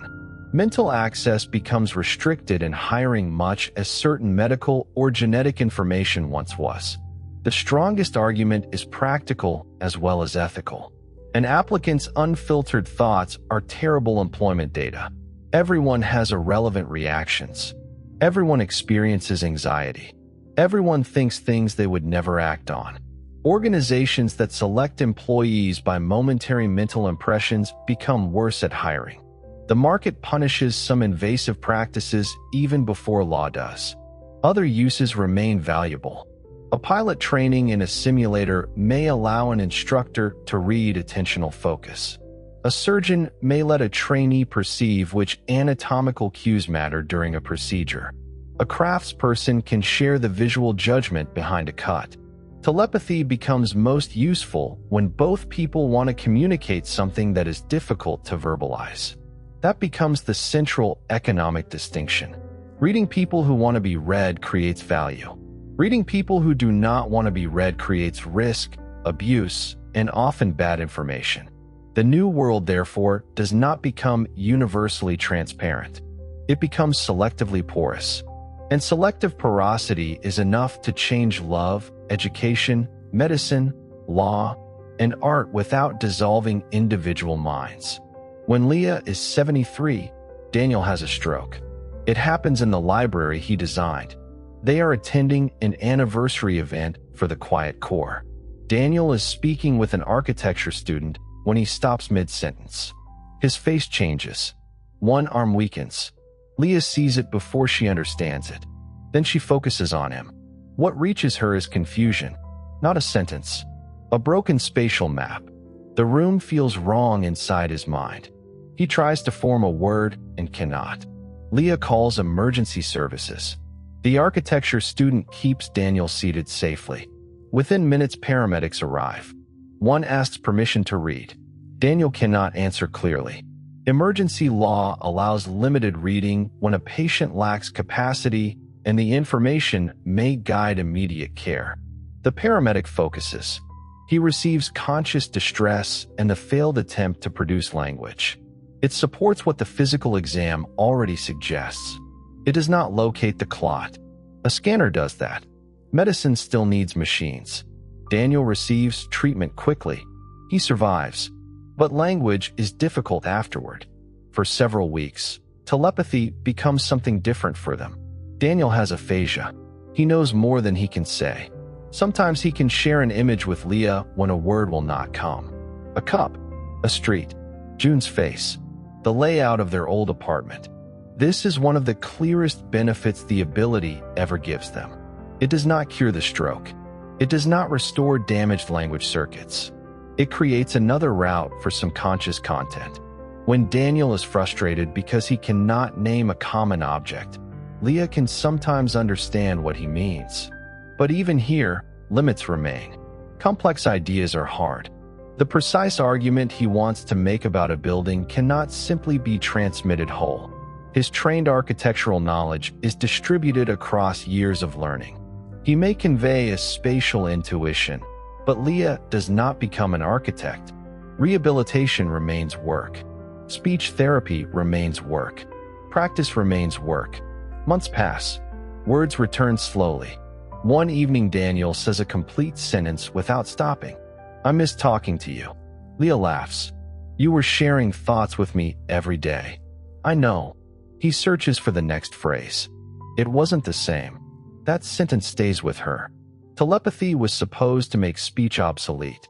Instead, a man who can share conscious images tells his wife he missed words. Because words do something thought-sharing does not.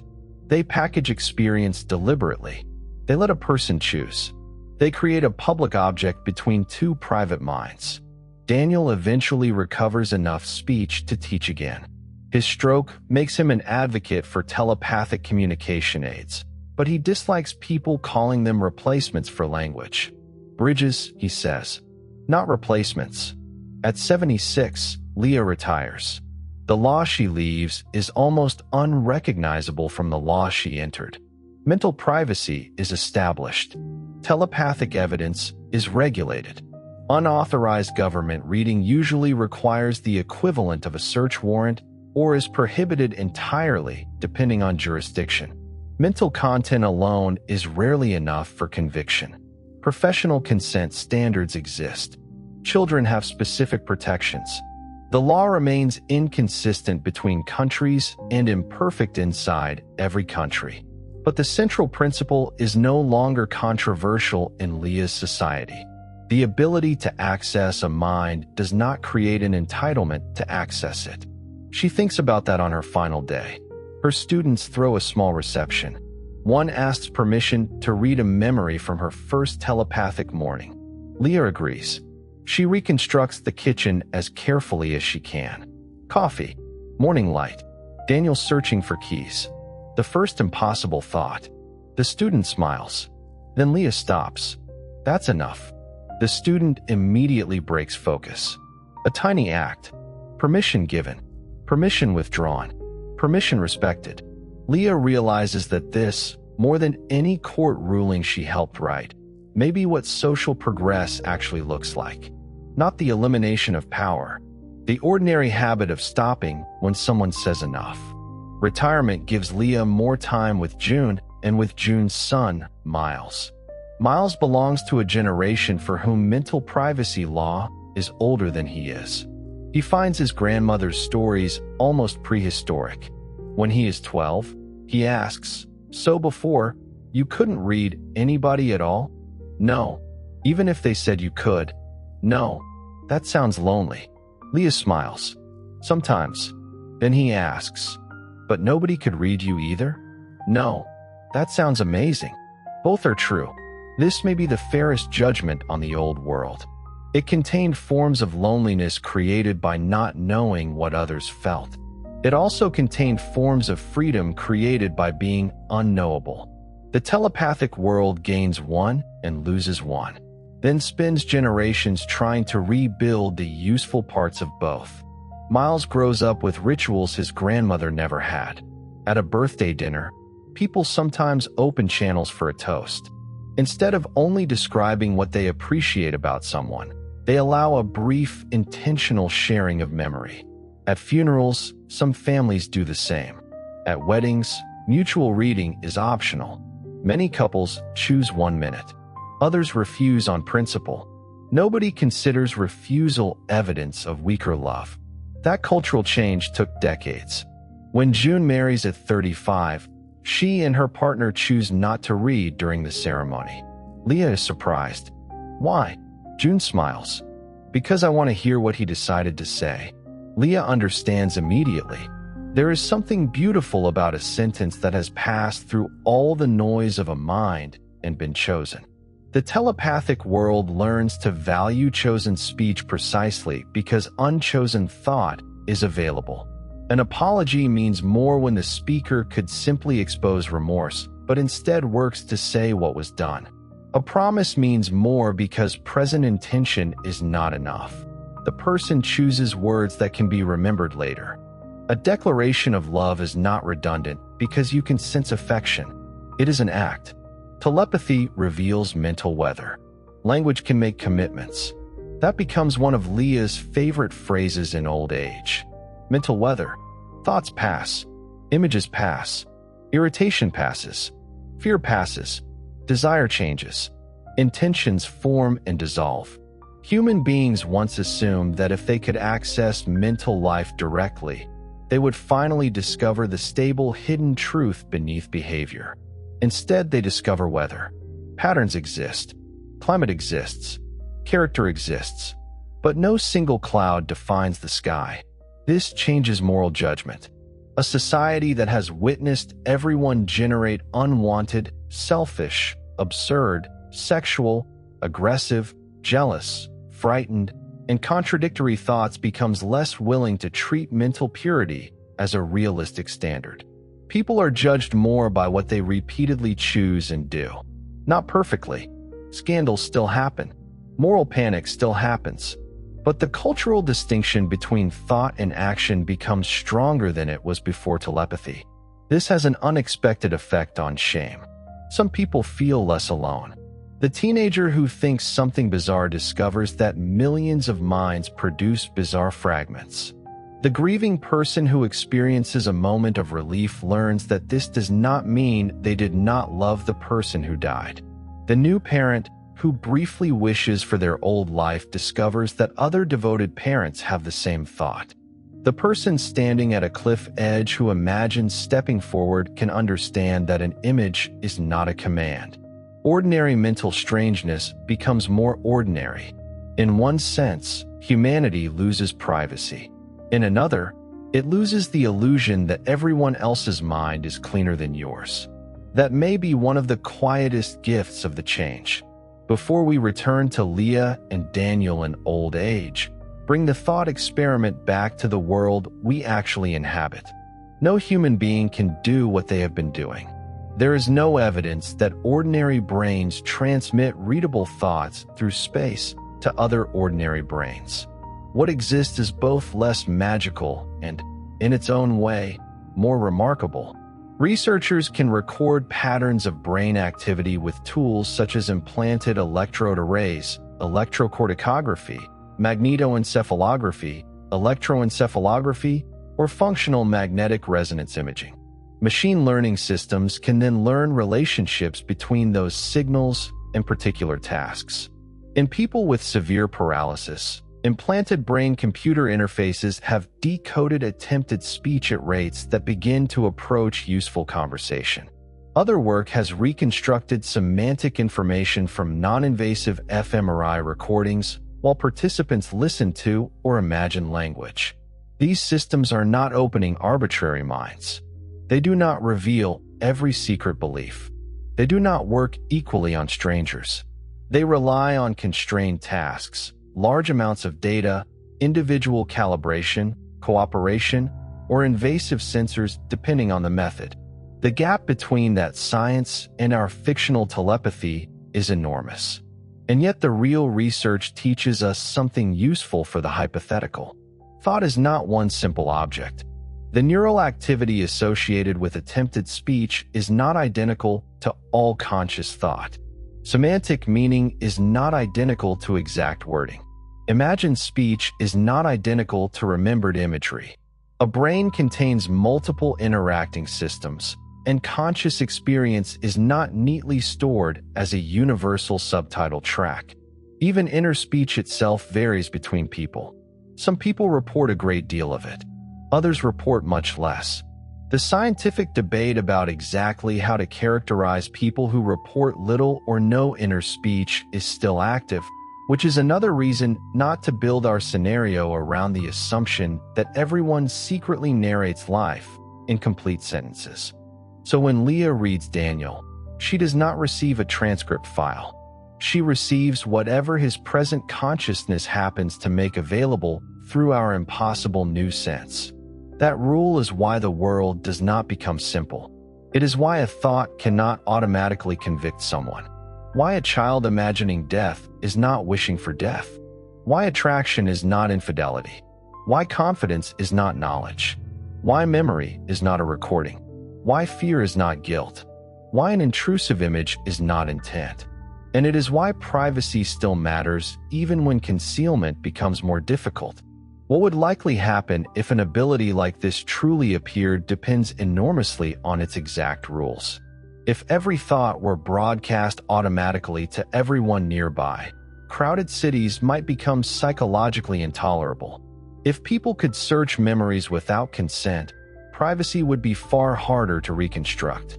If telepathy worked across continents, diplomacy, war, markets, and communication infrastructure would change much more radically. If it transmitted only language, people who think heavily in imagery might experience it differently. If it revealed unconscious processing, we would no longer be discussing anything close to ordinary human cognition. Our version has been intentionally narrower. Current conscious content, nearby people, directed attention, no automatic truth labels, no searchable archive of memory. Those limits do not make the ability small. They make the consequences interpretable. Under those rules, humanity probably would not abandon speech. It would not eliminate lying. It would not eliminate crime. It would not eliminate war. It would not become one giant collective consciousness. It would gain a new channel of information and spend generations doing what humans always do with new powers. Using it, misusing it, regulating it, turning it into art, turning it into business, teaching children manners around it, finding ways to weaponize it, finding ways to heal with it, and slowly forgetting how extraordinary it once seemed. The deepest change might not be that we know everyone else's secrets. It might be that we become unable to maintain one of our oldest illusions.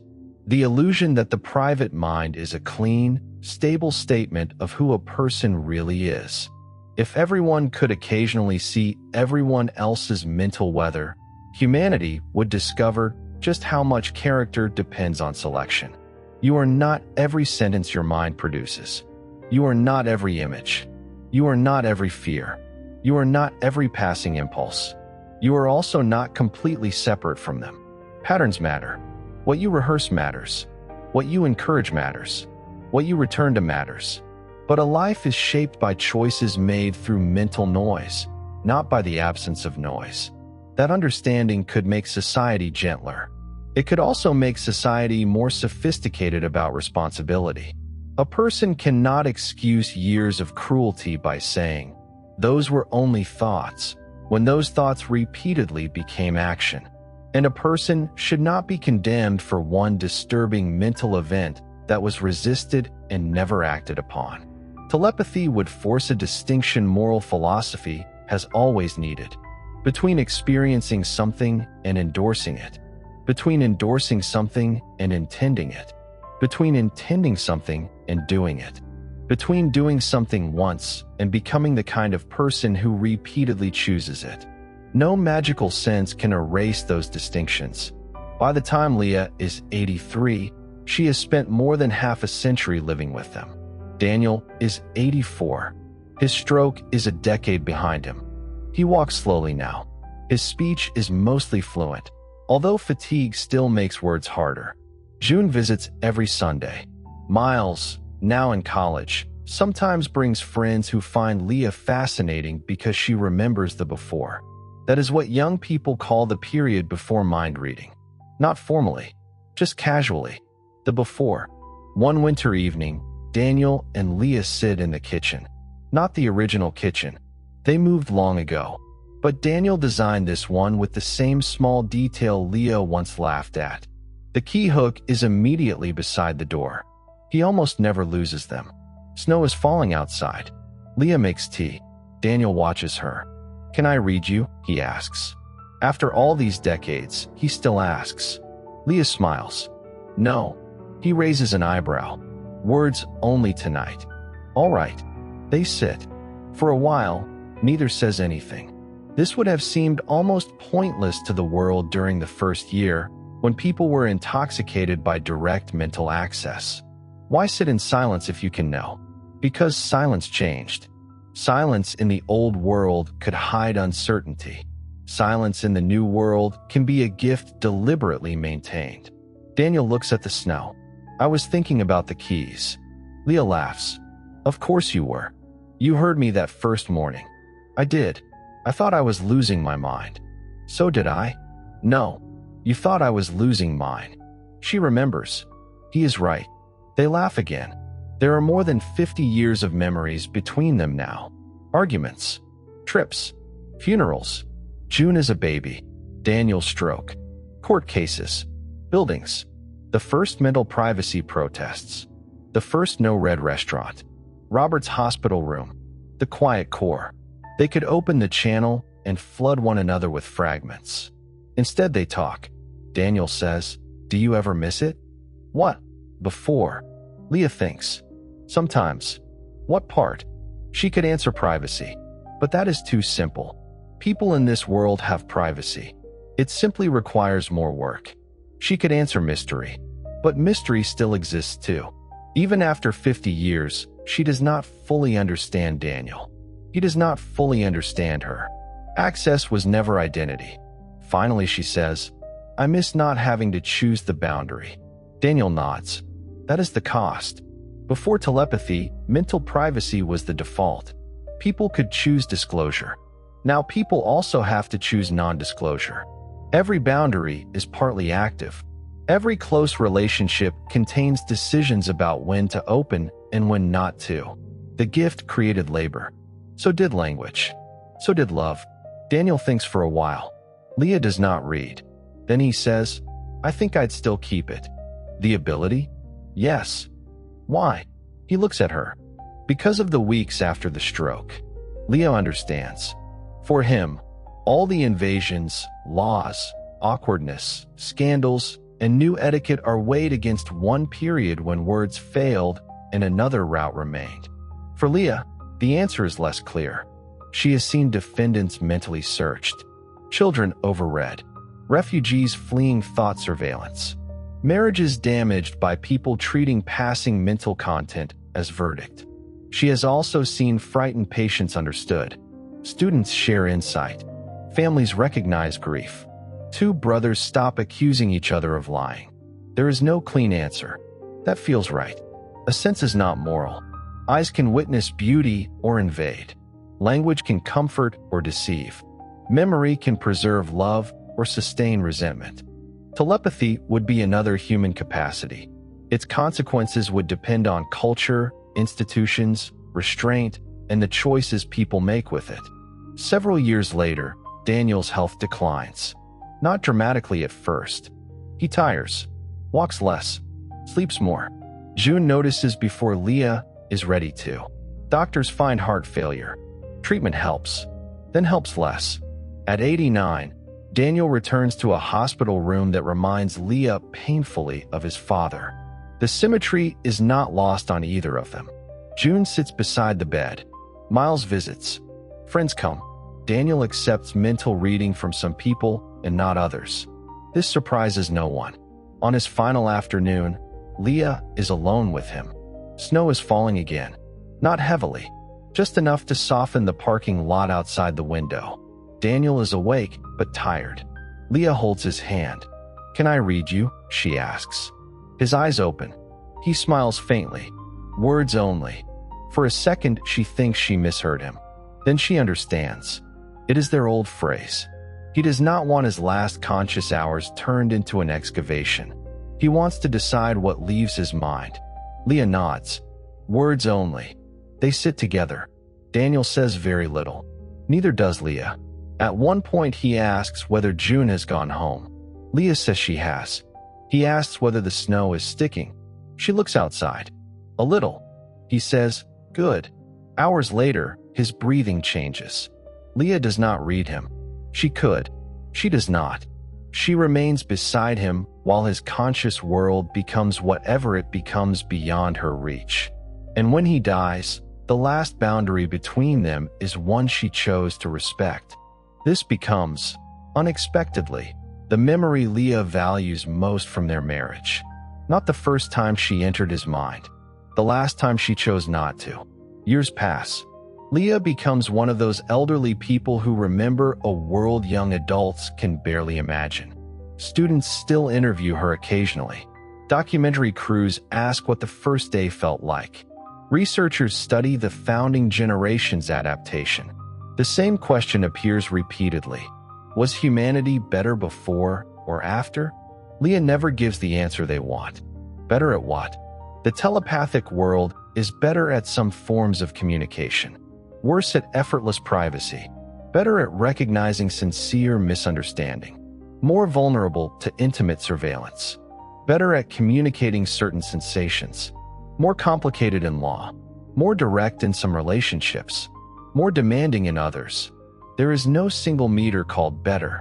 One afternoon, when Leah is 94, Miles brings his daughter to visit. Her name is Ada. She is 8.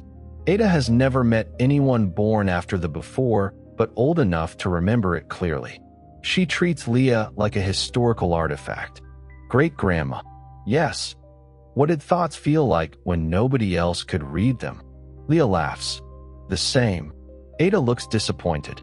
No. I mean, did they feel more private? Leah considers. You didn't feel privacy. What do you mean? It was like gravity. It was just there. Ada thinks about this. Leah can see her concentrating. She does not read her. Ada asks, were people nicer because nobody knew their mean thoughts? No. Were they meaner? No. Then what was different? Leah looks toward the window. The question is enormous. The answer is small. You had more time before somebody else could react to what was happening inside you. Ada nods slowly. Then she says, that sounds useful. It was. But reading is useful too. It is. Ada smiles. Okay. Children are sometimes better at holding two true things without demanding that one defeat the other. Before Ada leaves, she asks, can I send you something? Leah says yes. Ada focuses. A mental image arrives. It is the kitchen, not Leah's childhood kitchen. Not the kitchen where Daniel lost his keys. This kitchen. Ada is imagining Leah sitting exactly where she is sitting, except in the image Daniel is beside her. Ada has constructed him from photographs and stories. He is younger than he was when he died, older than he was on the first morning, not accurate to any particular year. Leah feels a sudden ache. Ada breaks the connection. I thought you'd like that. Leah's eyes fill. I do. She does not correct the image. It is not a memory. It is not truth. It is a child imagining love. And that is enough. This brings us close to the answer. What if humans could read each other's minds? We would probably discover very quickly that minds are less clean, less stable, and less truthful than our fantasies about mind reading assume. We would discover that honesty is not the same as involuntary exposure. That privacy is not necessarily deception. That empathy is not the same as agreement. That knowing someone's feeling does not force you to care. That reading fear does not reveal guilt. That reading confidence does not reveal correctness. That reading love does not make promises unnecessary. that a thought is an event inside a mind, not automatically a verdict on the person who had it. We might become harder to shock and harder to fool in some ways. We might become easier to manipulate in others.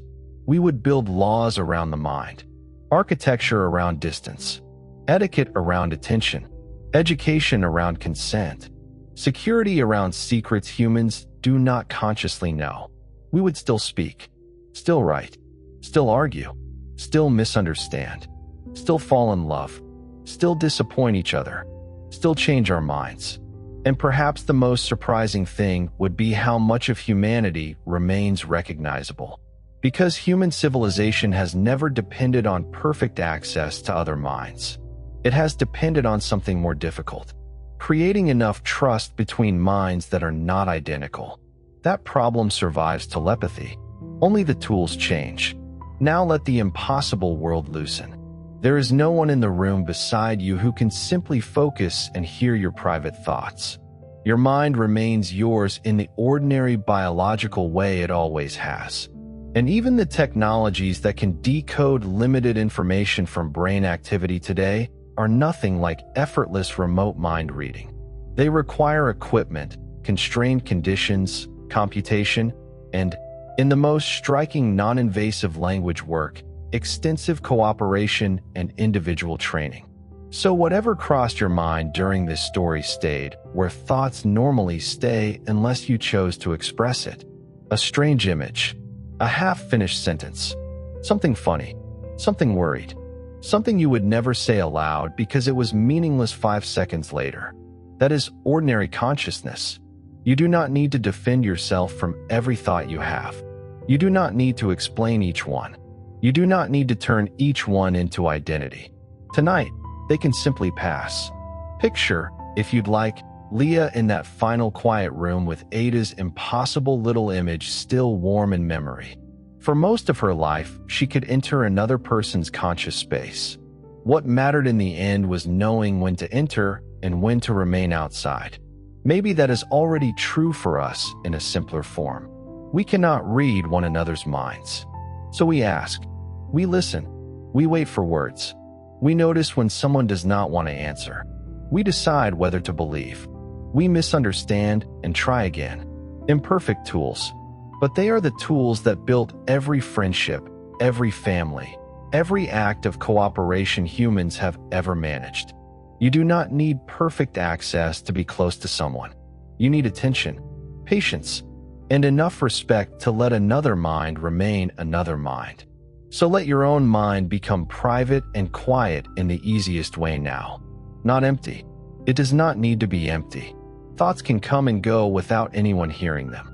A memory can appear and fade. A sentence can begin and never finish. An image can pass through. Nothing needs to be explained. Nothing needs to be shared. There will be time tomorrow for words, messages, conversations, questions, and all the imperfect work of understanding other people.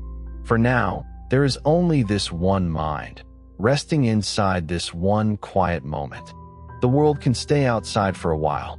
Good night.